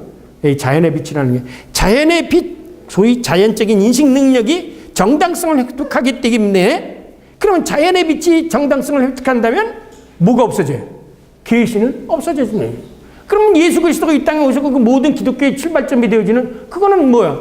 다 없어져 버리는 거예요. 그래서 저는 이런 것을 가만히 읽으면서 예수 그리스도의 사건을 다 이렇게 희석시키려고 하는 아주 보이지 않는 그 뭔가 힘, 그건 뭐겠어요? 이런 것들이 아닌가? 이 바로 그 힘에 사로잡힌 사람들이 아닌가라는 생각이 듭니다. 이제 우리는 보다 구체적으로 그 자신의 이 이야기를 통해서 그의 실존 철학적 신학을 이해하려고 합니다. 그래서 이 책 부분에 소위 마지막 부분에 자기가 그 주장하는 그 실존 철학이라는 게 뭐냐라는 것을 우리가 직접 읽고 틸리기의 신학을 공부하려고 한번 검토해 보시도록 하겠습니다. 우리는 이미 쉘링, 키르케고르, 니체, 포에르바 관련해서 실존주의에 관해서 아주 많은 것을 말해왔습니다. 이거는 뭐냐면 이 틸리기가 강연한 거예요. 강연한 노트예요. 헤겔에 대한 이들의 저항이 그들의 사상 안에 실존주의 요소를 생겨나게 했다. 그래서 사실은 헤겔 다음으로 이제 실존주의가 생기게 되어지죠. 전에 제가 나눠드린 지난주 페이퍼에 보면 실존 철학이 어떻게 변형되어졌는지 그걸 제가 소개해 놨는데 혹시 지난 페이지 가져오셨으면 모르겠습니다. 어디 있냐면 지난해 이 실존 철학에 지난 페이퍼 5페이지에 보면은 각주 14번에 이 실존 철학이 어떻게 누구에 의해서 어떻게 되었다는 것이에요. 우선 실존 철학, 엑지스텐ци얼 필로소피란 킬케고르의 철학을 특징 짓는 거로서 에버하르트 그리제바하, 우리가 여기 다루고 있는 보네포도 다르지만 에버하르트 그리제바 지난 페이퍼에 있으면은 5페이지 각주 14번입니다. 에버하르트 그리제바 그리고 그 사람이 얘기하는 교육학적 실존 철학, 그 다음에 칼 야스퍼스의 비판적 실존 철학, 마틴 하이데거의 존재론적 실존 철학, 한스 하이제의 민족주의적 실존 철학, 그리고 마지막으로 부스트의 기독교적 실존 철학으로 구분이 되어집니다. 그러면 여기 틸리히의 실존 철학은 어느에 속하거나 혹은 뭐라고 얘기했거든요. 틸리히의 실존은 상관관계적 실존 철학이라고 볼 수가 있죠. 그래서 똑같은 실존 철학이라지만 이 가장 거장은 뭐냐면 최초에는 킬케가드고요. 킬케가드는 누구에 대한 반발로 났죠? 헤겔에 대한 걸로 봤죠. 그러니까는 관념에 위에서 봤던 것을 여기서 새롭게 찾기 시작한 거지 킬케가드의. 그래서 실존 철학이라고 해서 다 이렇게 똑같은 게 아니에요, 사실은요. 근데 문제는 실존이라는 것 자체가 뭐냐면 존재 밖을 단어가 뭐예요? 저는 지난번에도 라틴어에서 나온 거죠. 에세가 존재하네요. 근데 X라는 것은 몸으로부터 밖으로 뜨는 거죠. 그러니까 라틴어의 에스트는 이스죠. 그죠? existence. 요거가 이름을 existence 그러면은 존재 밖으로 나온 거다. 요거예요. 그러니까 틸리의 방법은 모든 존재는 존재의 근원, 여기 근원에서부터 이렇게 나온 거고 존재의 근원부터 일탈된 거. 이 일탈된 거를 뭐라고 했어요? 소외라고 얘기하죠. 그러면 헤겔은 뭐냐 그러면 하나님의 절대 정신으로부터 인간 정신으로 소외된 거다. 요 개념을 헤겔도 소외라는 개념을 사용합니다. 그래서 실천 철학에서 가장 중요시 여기는 개념의 하나가 소외 이론이에요. 소외. 왕따시켰다는 거예요. 거기도 나왔다라는 그런 뜻이죠. 자, 다시 본문으로 더 나가서요. 그러나 실존주의는 하나의 저항일 뿐만 아니라 하나의 양식이다. 실존주의는 온갖 위대한 문학의 양식 그리고 예술과 우리의 자기 표현 및 모든 그 매체, 메디아의 양식이 되고 있다. 이것은 시에서 소설에서 희곡에서 그 다음에 시각 예술에서 영화죠. 모든 부분에 한때 이 시대를 휘잡아고 했던 것이 바로 이 실존이라는 말이에요. 우리 세계는 역사적으로 회고할 때 실존주의 시대로부터 특징 지어지리라는 것이 나의 의견이다. 틸리게죠. 우리는 먼저 실존주의라는 이 말을 정의해야 되겠다. 근데 틸리가 생각한 실존이라는 것은 뭐냐? 실존이라는 인간을 보는 방식이다. 하나님 보는 게 아니에요. 처음부터 하나님을 얘기하려고 하는 게 아니라 인간을 얘기하려고 해요. 그러나 인간을 보는 데 있어서는 두 가지 가능한 방식이 있다. 하나는 인간의 본질과 우주 안에 차지하고 있는 그의 자리를 주목해서 인간론을 전개하는 것. 이것을 인간의 본질이 뭐냐라는 본질론적 인간 실존이고, 또 다른 하나는 시간과 공간 안에서의 곤경, 그 고난, 어려움 안에서 인간을 보는 그 시간과 공간 안에서 존재하는 것과 본질적으로 주어진 것의 갈등을 보는 존재론적인 방식이다. 그러면 틸리는 어느 방식을 택할까요? 본질론적 방법이겠어요? 아니면 실존적 방법이겠죠? 종교적으로 표현하면 이것은 인간의 본질적인 선, 그건 계단킨 강의니까 선과 그 다음 줄로 선과 실존적 소외 상태로 떨어져 있는 인간의 타락 사이의 갈등이다. 그러면 여기서 뭐예요? 여기서 모순이 생기잖아요. 인간이 타락했다고 이게 소외가 그러면 타락이냐? 이제 이 틸리기에 의하면 소외는 그 타락이라고 생각한다, 그죠? 이 타락이라는 말은 실존 철학에서 나올 수 있는 단어가 아니죠, 이거는요. 그러니까 근데 이게 번역이 잘못됐는지 모르겠지만 어쨌든 내가 보기에는 틀리진 않았을 것 같아요. 그래서 이 타락한 상태는 실존적인 상태라는 거죠. 이것은 어디에서 볼 수 있는 보편적 상황이면서 동시에 인간에게는 이 상황에 대한 책임이 있다. 실존주의 철학은 서양 철학사에서 대부분을 차지하는 본질주의적 요소의 우위를 맞서는 하나의 저형이다. 그러니까 틸리가 생각하기에는 이 철학상을 커드리기 때 본질적 시도, 본질론적 시도. 그 본질론적 시도라는 것은 위로부터의 시도를 얘기하고 실존론적 시도라는 것은 아래로부터. 그러니까 이거하고 맞부딪히는 게. 그러니까 이것이 해결이었다면 이게 킬카드가 되겠죠. 예. 이것을 통틀어서 뭐냐면 틸리기는 실존적인 철학이라고 얘기를 하게 되어지는 거죠. 그런데 문제는 그 다음에 이해가 돼요. 이해가 안 되는 건 이것은 플라톤, 성서, 아우구스티누스, 둔스 스코투스, 야콥 베메 그리고 그 밖에 옛 사상의 실존주의적 요소의 부활을 보여주고 있다. 그러니까 이 사람은 뭐냐면 이미 플라톤이나 성경이나 아우구스티누스나 둔스 스코투스에게서도 실존적인 사고가 있다. 이렇게 해석을 하게 되어지는 거죠. 그래서 그 사람 이제 개성입니다. 과거 위대했던 이런 철학자들에게서 우리는 흔히 본질주의적인 접근을 하고 거기서 우위성을 발견하지만 사실은 그 내부에는 실존주의적 요소가 들어있다. 이렇게 생각을 한 거죠. 있었다. 이 점에서 플라톤은 고전적 모습을 보이고 있고 그와 이데아나 본질의 영역은 본질의 영역이다. 본질주의 영이다. 또 본질주의적 서술과 분석의 영역이다. 그러나 플라톤의 실존주의는 감옥에 갇힌 인간의 혼에 대한 신화에서 나타난다. 예. 그 뭐라고 그랬어요? 플라톤이 육체는 영혼의 감옥이다. 예. 그러니까 이제 이거를 실존적으로 해석을 하게 되어진 거죠. 예. 다시 말해서 실존주의는 인간의 혼은 본질의 세계에서 그의 혼의 감옥인 육체로 내려온 다음에 이 동굴 속에서 해방되려고 하는 하나의 몸부림, 그런 신화로 나타난다. 본질주의적 요소는 헤겔과 그의 유명한 종합에서 가장 강력하게 표현되었다. 그러나 헤겔에서도 또한 실존주의 요소가 숨겨져 있다. 그의 제자들은 마침내 헤겔에서 반대하고 나왔으며 이를 저항함으로써 실존주의 세대가 열리게 되어진 것이다. 이거지 뭐냐면 키르케가드를 얘기하는 거죠. 그리고 마침내 실존주의는 우리 시대에서 하나의 양식이 되어버렸다. 그러므로 거듭 말하면 처음에 실존주의는 하나의 요소로 나타났고 그 다음에는 저항으로 그리고 종국에는 하나의 양식으로 발전하게 되었다. 이것이야말로 오늘날 우리가 있는 자리다. 그러니까 실존주의가 맨 처음에는 물어났어요. 예. 요소로 나타났고 저항으로 나타났고 그 다음 우리가 이렇게 됐다죠. 예. 이러한 실존주의의 재발견은 신학에 대해서 커다란 의의를 지닌다. 그것은 인간의 의식적 결단과 선의지를 몹시 강조하는 의식의 철학에 대립한 것으로서 지난번에 의식 철학하면 누구를 얘기했어요? 파라 알타스나 제베르크를 얘기했었죠. 보네포가 인간 안에 있는 이 어두운 요소를 보았던 것이다. 실존주의는 이러한 의식의 심리학에 합류해서 무의식적인 것에 대한 프로이드의 분석과 연합이 된다. 이게 어디로 빠지냐면 프로이드하고 연결이죠.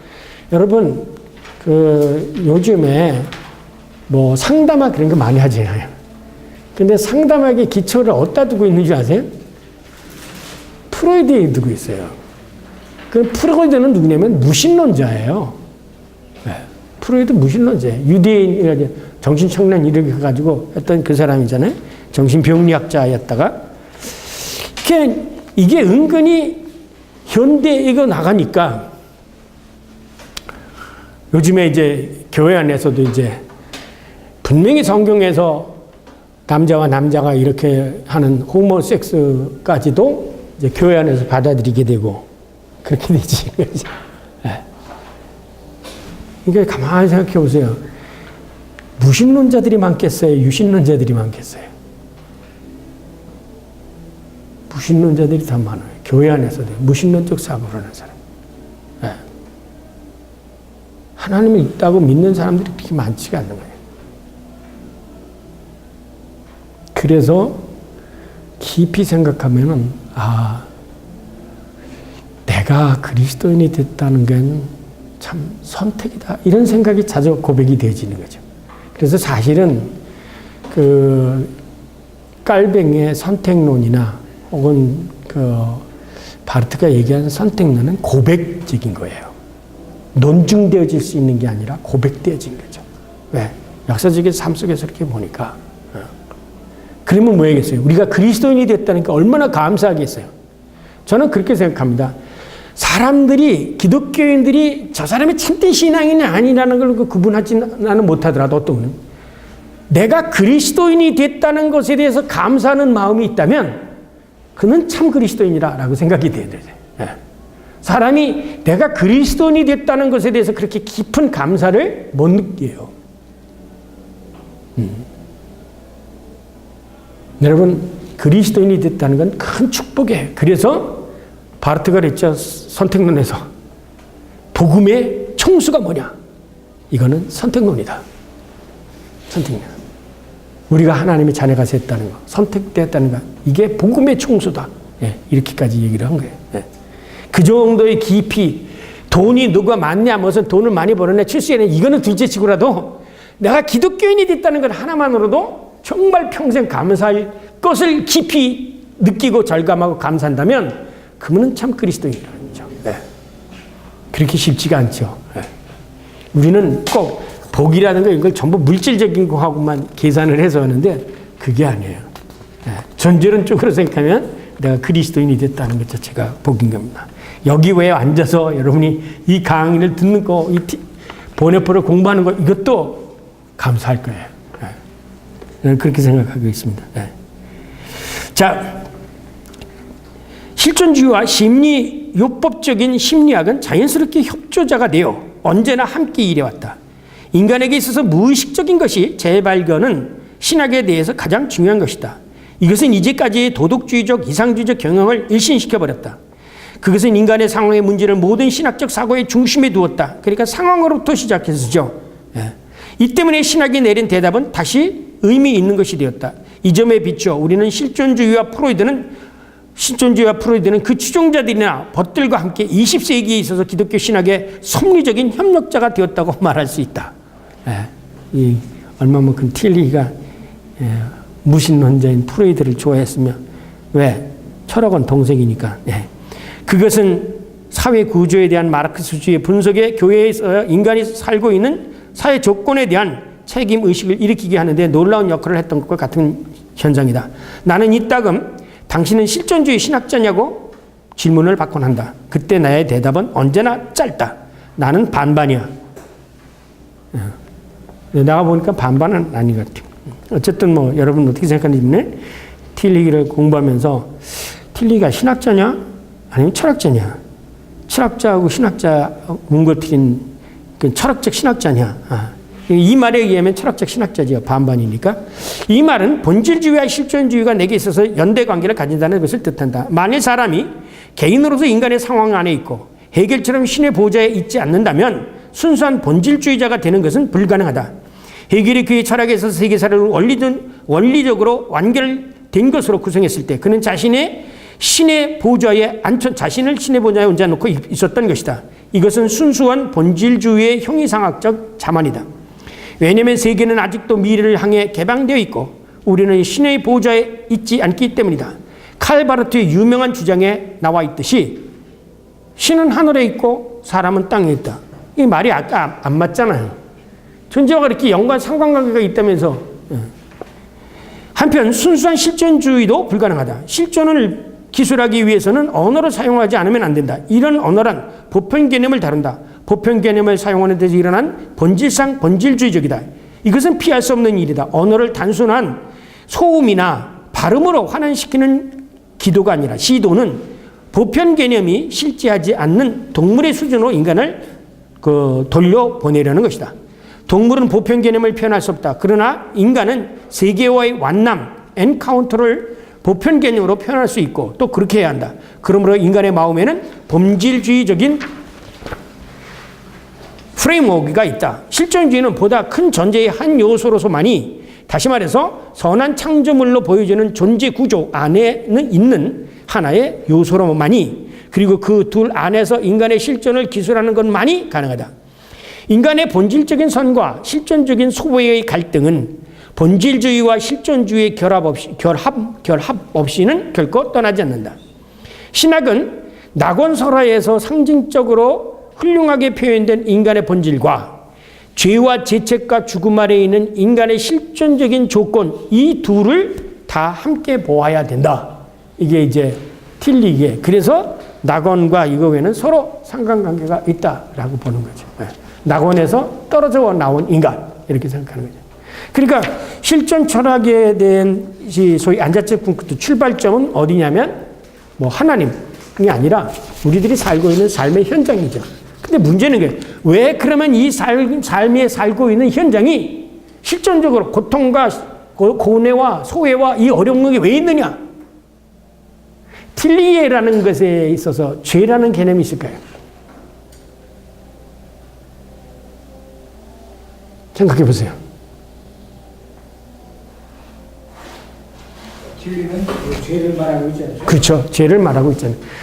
존재로부터 서절로 나와 있긴 실존 상태에 있기 때문에 고통을 당하는 것이지, 인간이 하나님 앞에 뭐 대항하고 뭐 그래서 죄를 지어서 이 고통을 당하고 있다? 그렇게 생각은 안 하지요. 그러면 아까도 여러분 이제 앞으로 신학을 하면서 이거는 제가 여러분들에게 드릴 수 있는 거고 제 나름 저의 신학이십니다. 해답이 안 될 때는, 신학을 공부하다가 해답이 안 되면 늘 항상 제3의 요소를 생각하세요. 그 제3의 요소가 뭐냐면 사탄의 역사예요. 사탄의 역사예요. 해답이 안 되면 사탄의 역사를 집어넣으면 여기가 해결이 돼요, 이제. 자, 그럼 뭐냐? 왜 그러면 인간은 죄에 대해서 얘기하려고 하지 않을까? 우리는 죄인입니다 라고 할 때 보통 사람은 다 싫어해요. 그런데 거꾸로 칭의로는 뭐부터 출발해요? 내가 죄인이라는 걸 아는 데부터 시작하죠. 근데 교수님 그 지금 마지막 줄에 두 번째 줄에 보면 죄와 죄책과 이렇게 우리가 얘기를 하는데 자기 힘으로 여기서 죄와 죄책과 이렇게 얘기를 했는데, 그렇죠. 신학적인 용어는 말을 얘기하죠. 신학적인 용어는 말을 하지만 제가 구체적으로 뭐다? 아까 얘기했지만 타락이라는, 아까 제가 했어요. 타락이라는 말을 쓰는데도 이거는 소외라고 생각하지, 인간이 하나님에게 대항해서 죄를 지을 수밖에 없는 건, 그렇다면은 타락된 존재에게서 뭐가 나올 수가 있겠어요? 틸리가 지금 죄에 대한 개념을 아무것도 밝힌 게 없는 거예요. 찾아보세요. 죄라는 개념을 우리가 얘기했던 본질론적으로 죄를 이해하지 않잖아요. 신을 갖다 존재의 근원이라고 얘기한 것처럼 철학적으로 환원해서 쓰지, 우리가 지금까지 본질론적으로 생각해서 우리는 죄인, 인간은 죄인이고 그런 개념으로 쓰지를 않아요. 소외된 자죠. 죄된 상태가 타락한 이고 소외된 상태가 타락한 존재 상태죠. 존재로부터 떨어져 나왔기 때문에 생긴 거예요. 그러니까 이렇게 생각해 보세요. 신학적인 내용들을 철학적인 면으로 바꿔 썼다고 그렇게 생각하죠. 쉽게 얘기하면. 그러면서 이 문제를 인간이 가지고 있는 이 실존 상태의 책임성을 인간에게 묻지를 않죠. 근데 전통적인 기독교는 뭐입니까? 이 죄된 상태를 누구에게 묻습니까? 우리에게 묻잖아요. 그리고 이 죄된 상태에서 벗어나는 것을 인간의 노력으로가 아니라 하나님의 도움으로, 은혜로서 가능한 거죠. 근데 철학에서는 그게 없어요. 인간이 다 해야 돼요. 인간은. 그래서 뭐라고 그러면 이 앞에 보면 자기는 인간으로부터 출발한다, 그렇게 얘기해요. 그 앞에 이제 바르트를 비판하면서 나오는 거를 한번 읽어보시면 바르트와 비교를 해가지고 틸리의 신학을 분명히 했습니다.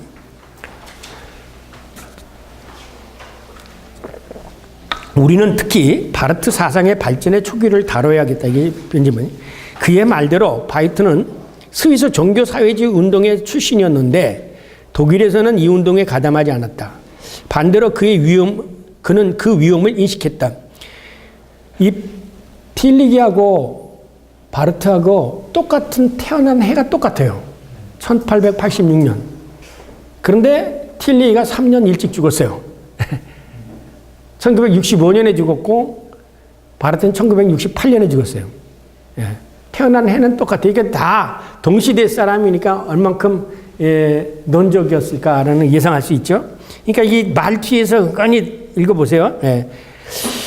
그리스도교의 메시지의 특징이 정치적 사상이나 사회적 사상과 동일시될 현실적 위험이다. 기독교의 메시지와 동일시되는 것이 국가주의 이론, 사회주의 이론이든 민주주의 이론이든 미국적 생활 양식이든 칼바트는 이것을 모두 우상숭배로 보려 했었다. 자, 보세요. 아까 손태지 집사님. 그러면 히틀러에 대한 숭배에 만약에 이런 것이 우상이라고 생각하지 않았더라면 히틀러에 대해서 보네포가 틸리히가 어떤 태도를 취했을까? 바르트의 눈에는 종교적 사회주의를 출발시켰던 무렵 우리가 보았던 교회와 사회의 분열이 난 또 하나의 유형보다도 우상숭배의 위험이 훨씬 더 뚜렷하게 보였다. 이리하여 그는 종교사회주의를 포함한 이 모든 운동을 공격했다.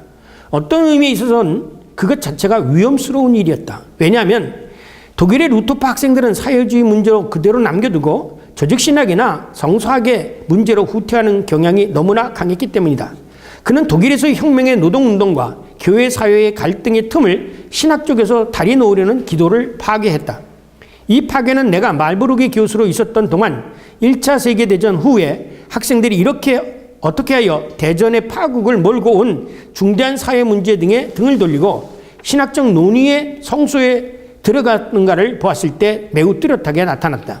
그럼에도 불구하고 뒤에 생긴 상황을 볼 때 바르트가 했던 것은 섭리적으로 의의 있는 일이었다. 왜냐하면 그는 프로테스탄티즘을 집단주의적, 이교적 나치즘의 맹렬한 공격에서 구했기 때문이다.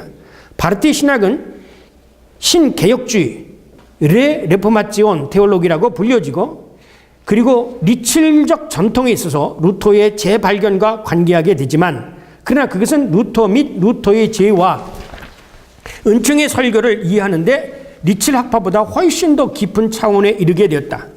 또한 바르트의 신학을 처음으로 위기신학이라고 불린다. 위기란 두 가지 점을 갖는다. 하나는 1차 세계대전 후 중앙 유럽에 나타난 부르주아 사회의 역사적 위기를 의미하고 이러한 요소는 얼마쯤 바르트 신학에도 있었지만 별로 큰 것은 아니었다.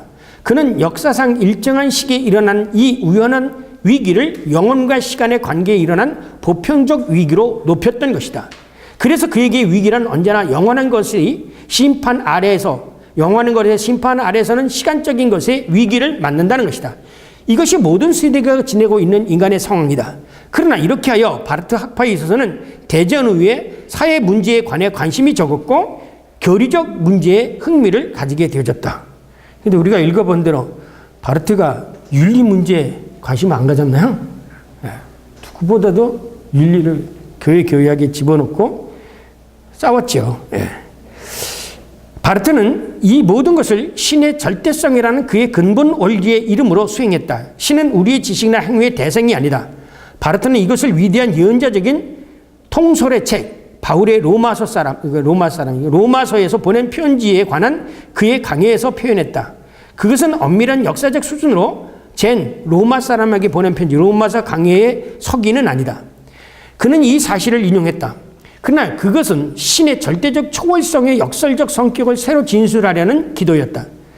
우리는 우리 편에서 신에게 도달할 수가 없고 우리의 노력이나 지식에 의해서 신을 지상으로 끌어내릴 수 없다.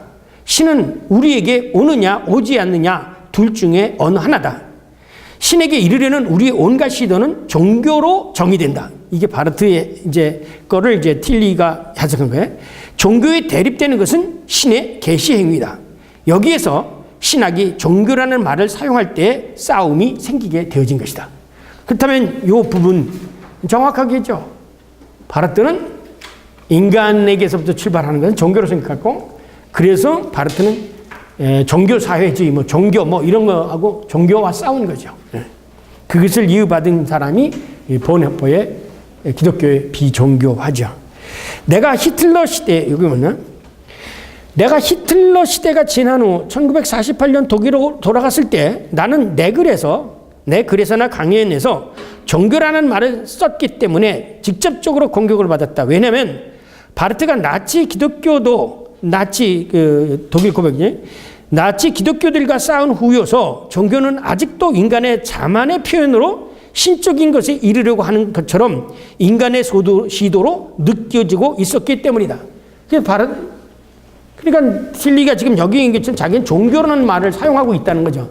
그러니까 바르트가 생각한 종교의 개념과 틸리가 생각한 종교의 개념을 다른데, 틸리는 철저하게 뭐냐면 인간으로부터 생각하는, 거기서 시작하는 거죠. 그러나 그동안 나는 당각한 것을 이야기되었다. 계시는 인간이 계시를 받아들일 때만 인간에게 도달할 수 있다. 그럴까요? 그렇다면 계시가 능력이 없죠. 계시는 인간의 이성을 듣고 계시 자체가 힘으로 우리에게 임하는 거죠. 내가 그것을 받아들일 수 있느냐 없느냐에 따라서, 그러면 계시가 인간의 이성보다 못하죠. 그죠? 아무리 하나님 우리들에게 나타나려고 하고 계시를 주려고 하더라도 인간이 안 받으면 돼. 근데 요점에 와서 이제 차이가 있는 거죠. 계시의 모든 수용은 그것이 안으로 종교적인 것은 밖으로 세속적인 것은 그것은 하나의 종교라는 것이다. 그러니까 이제 틸리가 생각한 면에서는 계시도 종교다라는 거죠. 근데 바르트가 생각한 종교는 계시는 하나님에게서 주도권을 가지고 하나님에게 임하는 거고, 종교는 인간이 만들어낸 거고 인간으로부터 출발하는 거다. 이렇게 이제 종교의 개념에서 다르게 생각해요. 그리고 이것은 종교들로부터 종교로서 언제나 인간적으로 왜곡되어 있다는 것 따위가 그것이다. 그러나 바르트는 초기에는 이것을 인정하지 않았다. 그는 계시를 그리스도의 메시지와 일치시켰고, 이게 성경은 그리스도교의 계시 이외의 모든 것의 계시적 특성을 부정했다. 그래서 그 다음에 뭐야? 그렇게 해서 그는 온갖 자연신학을 거부하고 자연계시를 거부하고 하나님과 인간 간의 접촉점 없다. 이 접촉점이 뭐냐면 그 에밀 브루노가 안크닝 스푼크트라고 해서 하나님과 인간에게는 서로 만날 수 있는 접촉점이 있다. 그 접촉점이 뭐냐? 이게 하나님의 형상이다. 이렇게 얘기했어요. 하나님이 인간을 하나님의 형상으로 만들었기 때문에 하나님과 인간은 차이가 있지만 그러나 하나 이렇게 손가락 그러면서 뭘 그림을 얘기하냐면 여러분 천지창조의 미켈란젤로가 그림 있죠. 아담하고 하나님 이렇게 나는 거 이거다 그렇게 얘기한 거예요. 예, 이거 여기 이 좌측점 때문에 하나님과 인간이 얘기했다. 그게 뭐냐? 이게 하나님의 형상이다. 이렇게 얘기를 한 거예요. 그게 바르트 9 아니다 이렇게 생겼죠. 그래서 철저하게 이것을 분리시켜 놓죠. 인간의 접촉점에 의해서 에밀 브루노가 다투던 그 유명한 논쟁은 그가 자연신학을 아주 터놓고 거절했던 기회였다. 그것은 토마스주의적인 자연신학의 전 체계에 대해 공격한 것이라고 할 수 없다. 왜냐하면 그럴 필요가 없었기 때문이다. 그가 공격했던 것은 신인식을 가능하게 한 것이 인간 일반 안에 있다는 사상이다. 트롤츠가 종교적 선험성, 소위 릴리겐스 프로리라는 사상에 의해서 정식화해 보려는 신학 이론이야말로 바르트의 공격의 대상이었다. 그러니까 나중에 그 트롤츠 사상, 종교 사회주의 사상의 그것에 대해서 바르트는 공격이 바르트는 인간에게 있는 신의 상이 전적으로 부서졌다. 전적 타락을 얘기하죠. 토탈 컬럽션을 얘기하죠. 칼빈도 얘기하죠. 전적 타락성. 근데 참 묘한 건 뭐냐냐. 칼빈이 전적 타락을, 칼빈이 정적 타락을 얘기해요. 그런데 자연계시를 인정해요. 예, 그건 칼빈 자체가 신학적인 노선의 모습이죠. 예. 전적 타락한 인간이 어떻게 계시를 이해할 수 있어요? 자연계시는 하지만 그게 이제 원론과 관계되는 부인하는. 네? 인간의 구원과 관계되는 부인하는. 그러니까 구원에 관계되지 않는 계시가 무슨 의미가 있어요? 어쨌든 그거는 헛계시로서 그냥. 그러니까 이제 칼빈 나중에 우리가 끝나고 이 번역법 끝나면 칼빈 할 거예요. 칼빈의 기독교 강해를 정확하게 읽어야 되는데 우리가 이것에요. 이제 아까도 얘기했지만 이해가 안 가는 게 또 많이 있어요. 루터도 너희들 루터란 되지 말라 그랬거든요. 칼빈도 너희들 칼빈주의자 되지 말라 그랬는데 칼빈주의자 생기고 루터란이 생기게 되어진 거예요. 그래서 자꾸 이 사람들은 우상만 만들어요. 루터나 칼빈도 인간이에요. 그들의 신학도 다시 바르트조차도 마찬가지예요. 바르트는 우상하면 안 됩니다. 바르트 신학이 뭐가 옳고 어느 신학이 더 성경에 가까운가 여길 기준으로 삼아야 되는데 우리나라는 모든 신학자들이 전부 이즈금에 대한 빨티안, 루터란, 칼빈이안 이렇게 돼버려요. 이거는 또 다른 계토를 만드는 거예요. 신학을 하는 사람은 오직 한 사람, 성소주의자가 돼야 돼요. 성서가 말씀하시는 거면 따라가야 된다고 생각이 들어요. 그리고 인간적으로 이해가 안 가는 거는 바르트가 그랬어요. 남겨두라. 하나님의 몫이에요. 하나님 성령. 근데 그것까지 이해하려고 하게 되면서는 안 되죠. 우리가 이걸 알아야 됩니다. 바르트가 이렇게 커다란 책을 썼지만 지금까지 인류 역사 속에 도그마틱 전 주제를 쓴 사람은 한 사람도 없다는 거. 그것은 뭐를 의미하는가? 인간은 절대로 아무리 뛰어나도 하나님에 대해서 전체적으로 얘기할 수 없다. 이거를 의미하는 게 아닌가라는 그런 생각을 하게 되십니다. 자, 그래서 그 다음에 넘어가요. 이것은 직접적으로 신비주의의 공격을 받았고, 그 다음에 여기서 그는 리칠이나 하르낙의 계열을 따르게 됐다. 아니죠. 나중에 이제 그는 신과 인간의 모든 일치점을 거부했다. 이건 바르트 얘기죠. 심지어 신의 영이 인간에 내재한다는 이론마저 부정했다. 바르트는 영의 내주를 인정하지 않습니다. 내주는. 성령은 그때그때 역사하시는 거지. 우리들한테 한번 와가지고 죽을 때까지 성령에 머무르냐? 아니죠. 그건 우리가 성령에, 그래서 오히려 데세르브 아르비토에는 루터는 우리가 성령의 인도함을 받을 때는 하나님의 때로 가다가 때로는 우리가 잘못해가지고 욕심이 잉태해가지고 그러면 사탄의 노예가 돼가지고 사탄이 모르는 대로 가지고 있다는 거예요. 그래서 우리는 이 둘의 영적 싸움에서 항상 하나님의 말씀을 따르고 깨어 기도하고 이 선한 마음을 가지고 깨어서 기도해서 사탄 마귀를 싸워 이겨가야지. 그렇지 않고 정신을 안 차리고 있으면 어느 순간에 사탄 마귀가 와서 내 등에 올라타가지고 나를 사탄이 인도한 대로 이끌어 간다 이거야. 그러니까 깨어서 기도하라. 이 루터가 그렇게 얘기한 거예요. 그러니까 우리가 가끔 가다가 성령에 내주하시고 그런 기도 축도를 하는데 성령은 우리 안에서 영원 퍼머넌트 내주하는 게 아니에요. 성령에 사로잡히는 거죠. 성령에 충만해서 성령의 인도함에서 되어지는 거지 성령이 내 안에 와서 살아가는 건 그거는 아니에요. 그 점을 명확하게 해주시길 바랍니다. 내가 믿는 것이 아니고 내가 믿어지는 것이다. 이게 바르트의 얘기예요. 지난번에 에어캔네나는 게 아니에요. 내가 하나님을 인식하는 게 아니라 인식되어지는 것. 그래서 지난번에 휘데스크베 크레디투로 하고 휘데스크보 크레디투로 하고 전에 썼죠. 그러니까 믿어지는 신앙이냐 믿게 하는 신앙이냐 아니면 내가 믿는 신앙이냐. 믿는 신앙이라고 한다면 이거는 루터 당시에 칭의론 논쟁할 때 그런 믿음도 하나의 공로가 될 수 있지 않겠냐 그렇게 지적을 했던 거죠. 그래서 루터는 믿음이 공로가 아니다. 우리는 믿어지는 거다. 고백되어지는 것이지 수동적인 의미요.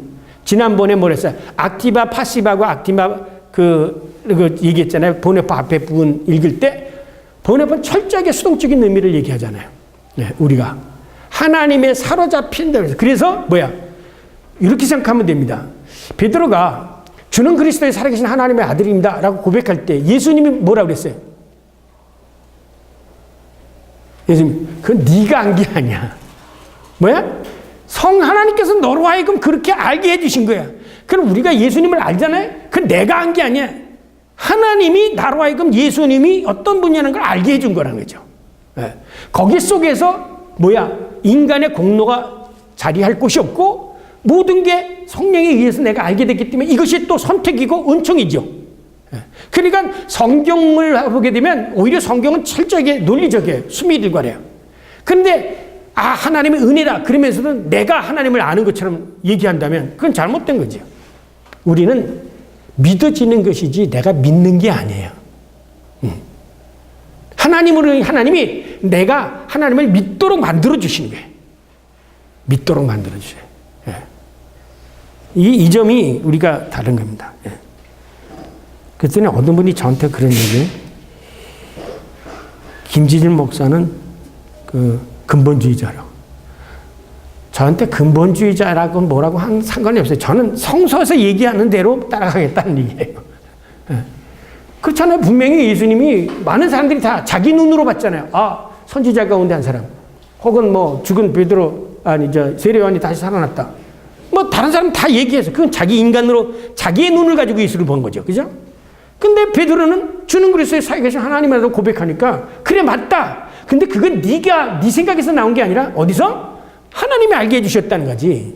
그렇다면 하나님이 우리가 알게 해주실 때 하나님을 바로 알 수 있는 것이지. 예. 그래서 여러분 신학 공부하면서 기도하셔야 됩니다. 왜냐하면 우리가 인간이 하나님에 대해서 어떻게 알겠습니까? 하나님이 가르쳐 주셔야 제가 알 게 아니겠습니까? 저는 공부할 때 늘 그렇게 기도해요. 예. 설교할 때도 내가 설교하는 게 아니에요. 하나님이 나로 하여금 전할 말씀을 주셔야 내가 하는 거죠. 제자들한테도 뭐라 했어요? 너 무슨 말을 얘기하지 말라? 하니까 걱정하지 마. 네 입술에 하나님 말씀, 전할 말씀 주겠다고 있잖아요. 그러니까 나는 도구로 사용되어지는 거죠. 내가 설교한다고 생각하지 마세요. 내가 어떻게 하나님을 가르쳐서 얘기하면. 나는 하나님이 말씀하신 것을 그냥 갖다 전하는 거예요. 그래서 사도 바울도 파라도시스. 먼저 받은 것을 내가 너에게 전한다. 그리고 예언자들도 뭐냐면 거짓 예언자와 참된 예언자의 차이가 뭔지 아십니까?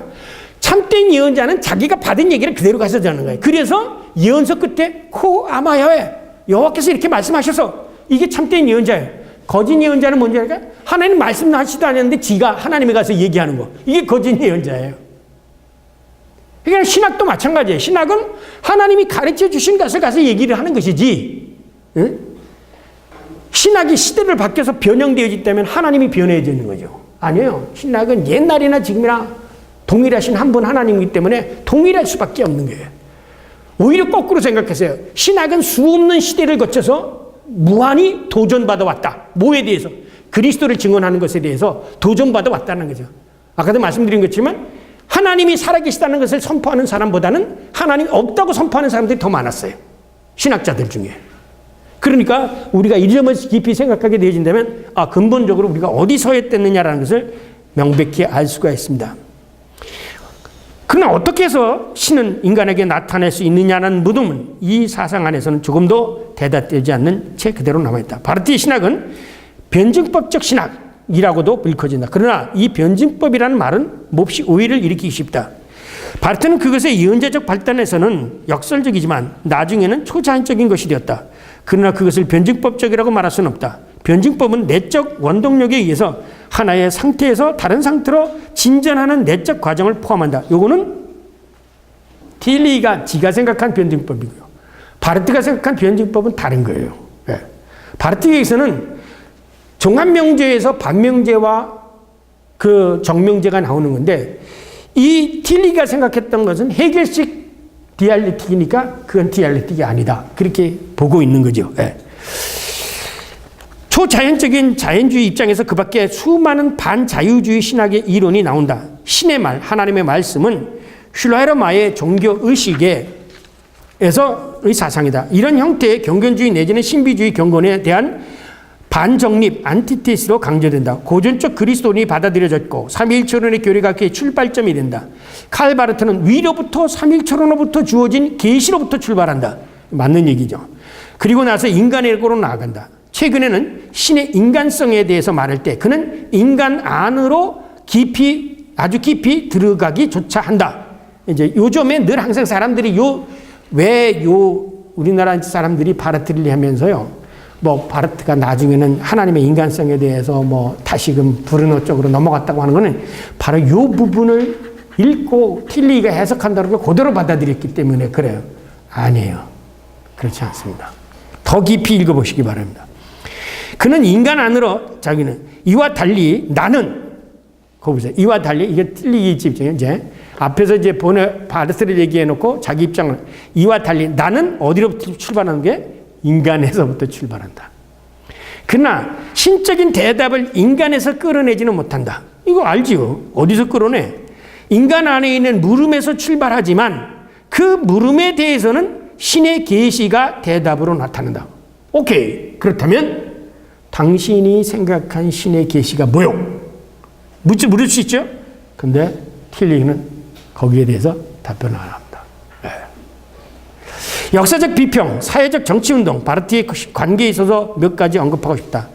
그는 역사적 비평의 문제에 대해서 완전히 침묵했다. 성서 해석에서 역사 비평하게 돼서 그는 역사 예수의 문제를 조금도 손대지 않았다. 그러나 문제란 잠잠하게 있을 수 있는 게 아니라 이리하여 거의 비극적인 방식으로 다음과 같은 일이 일어났다.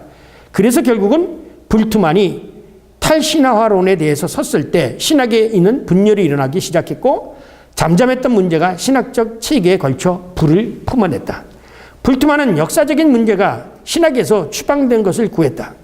그래서 이제 다음에 이 후반부에 가서 보네퍼가 불트만의 이 역사성 계시에서 소위 게슈틀트라이트 역사성이라는 게 뭐고 비신화라는 문제가 얼마나 타당한 것에 대한 문제에 대해서 얘기를 합니다. 근데 보네퍼는 루터교인이 있고 바르트는 장로교인이 개혁계의 개인인데 이 점에 대해서 보네퍼가 약간 좀 이렇게 망설여요. 불트만하고 고가르탄을 완전히 이렇게 멸칠 수도 없고 이렇게 화해를 시켜보려고 하는데 그러다 보니까 이 보네퍼의 이 악평자인 속에서 명백하게 이게 나타나질 않습니다. 그 점에 대해서는 제가 이제 추가로 더 해서 말씀을 드리겠습니다. 결국은 이게 어느 때 1922년서부터 시작하다가 그 1927년, 26년 정도부터 보네퍼하고 이제 갈라지기 시작하고 29년에 와서 완전히 이제 에밀 브루노가 브루노는 스위스 사람이거든요. 스위스 장로교인이니까 장로교인까지는 남아 헤어지죠.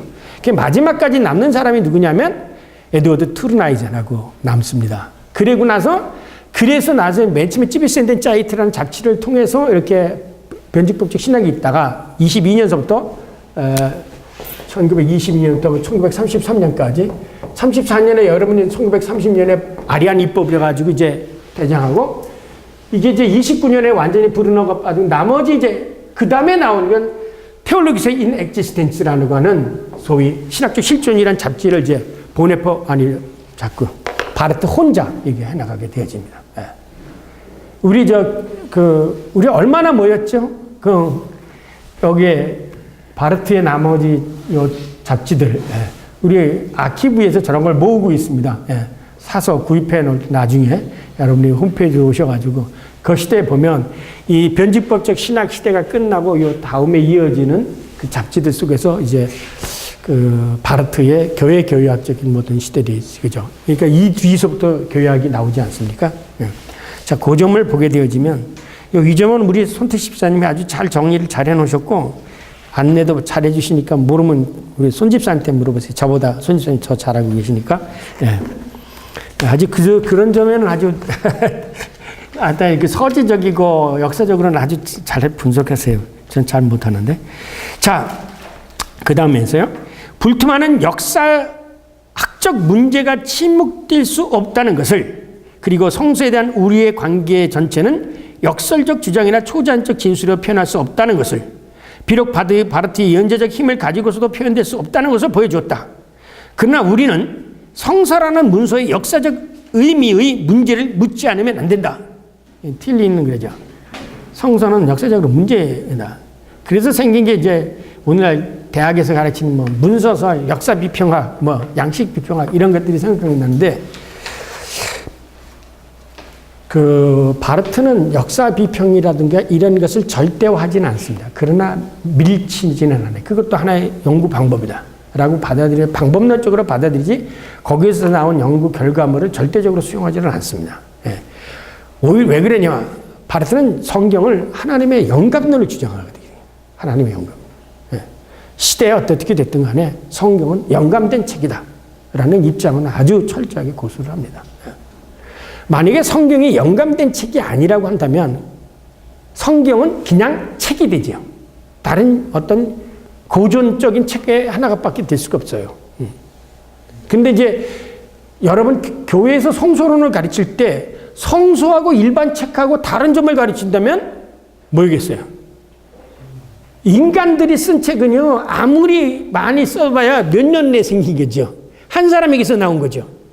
성경은 저자가 없어도요, 2000년 가까이 걸린 책이에요.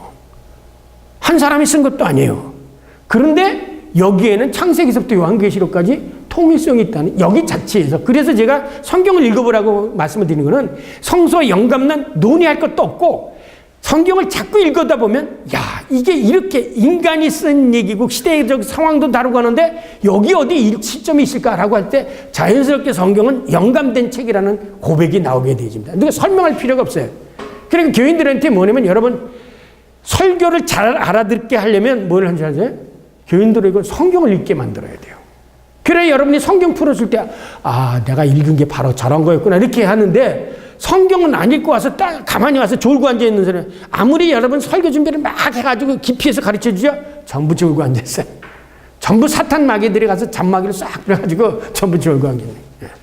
그러니까 제가 이렇게 여러분들이 늘 강조하는 게 우리 학생들한테 씨를 뿌리려면 뭐야?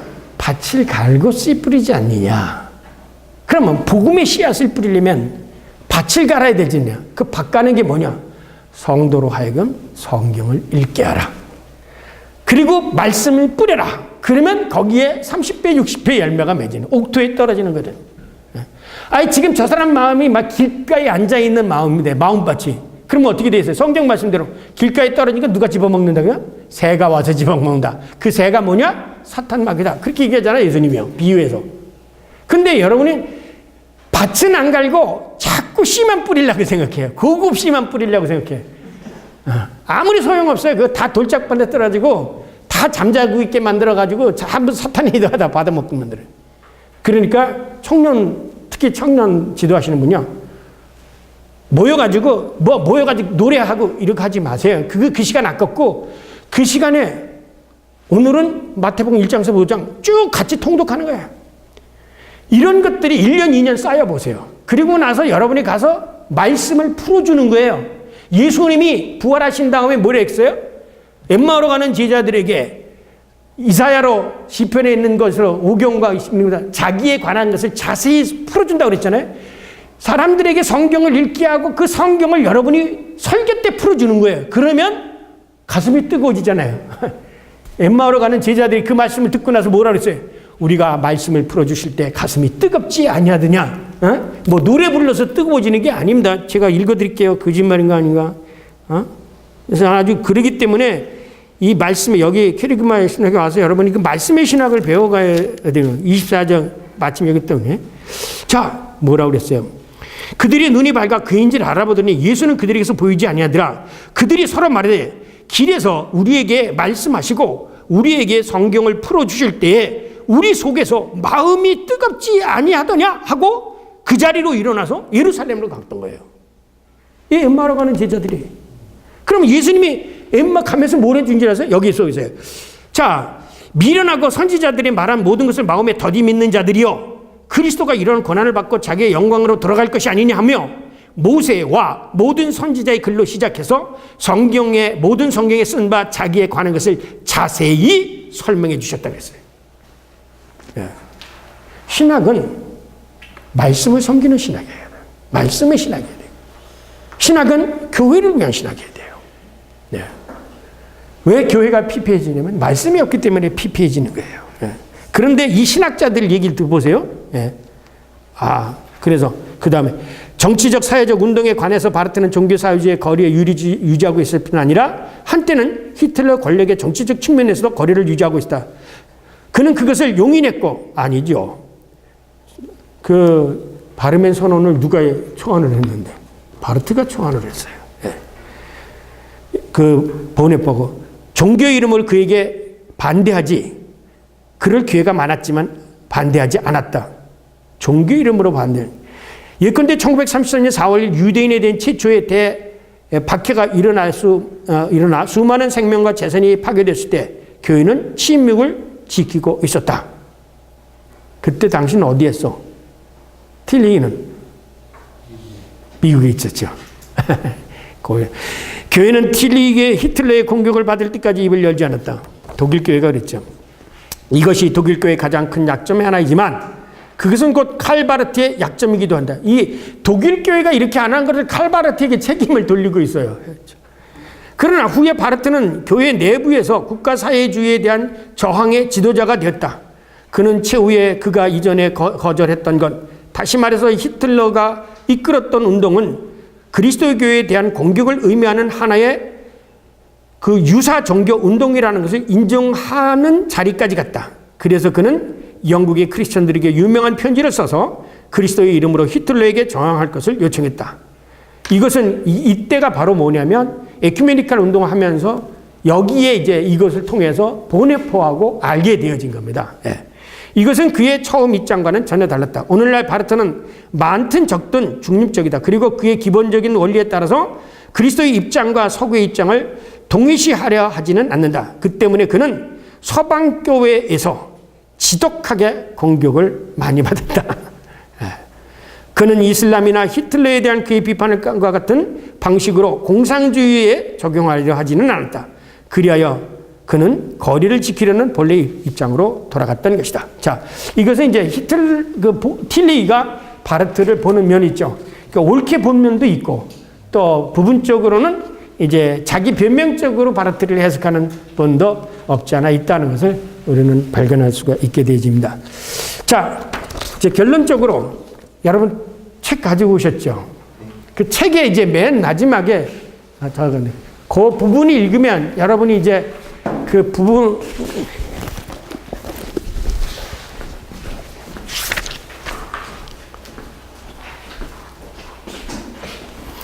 예, 90페이지 예.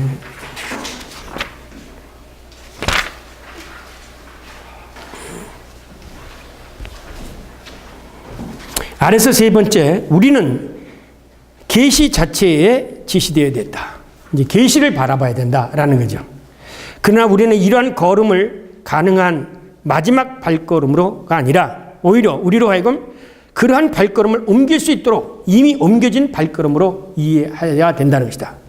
이상 이제 초월적 시도와 그다음에 존재론적 시도를 마지막 이상 최근 실존의 중심 문제를 뒤흔들어 놓은 신학자와 철학자들에 의해 이해되고 받아들여진 것이다. 지금까지 내가 논의했던 것이 바로 그런 것이다. 동시에 그들의 사상은 실존의 중심적인 문제를 뒤흔들어 놓았다. 물론 그들이 행위와 존재의 문제로부터 계시 개념을 적절하게 해석했는지 여부는 검토해 봐야겠다. 그러니까 뭐냐면 계시의 개념에는 전혀 없었다. 그렇다면 계시에 대한 문제를 제일 먼저 이야기했던 사람이 누구냐?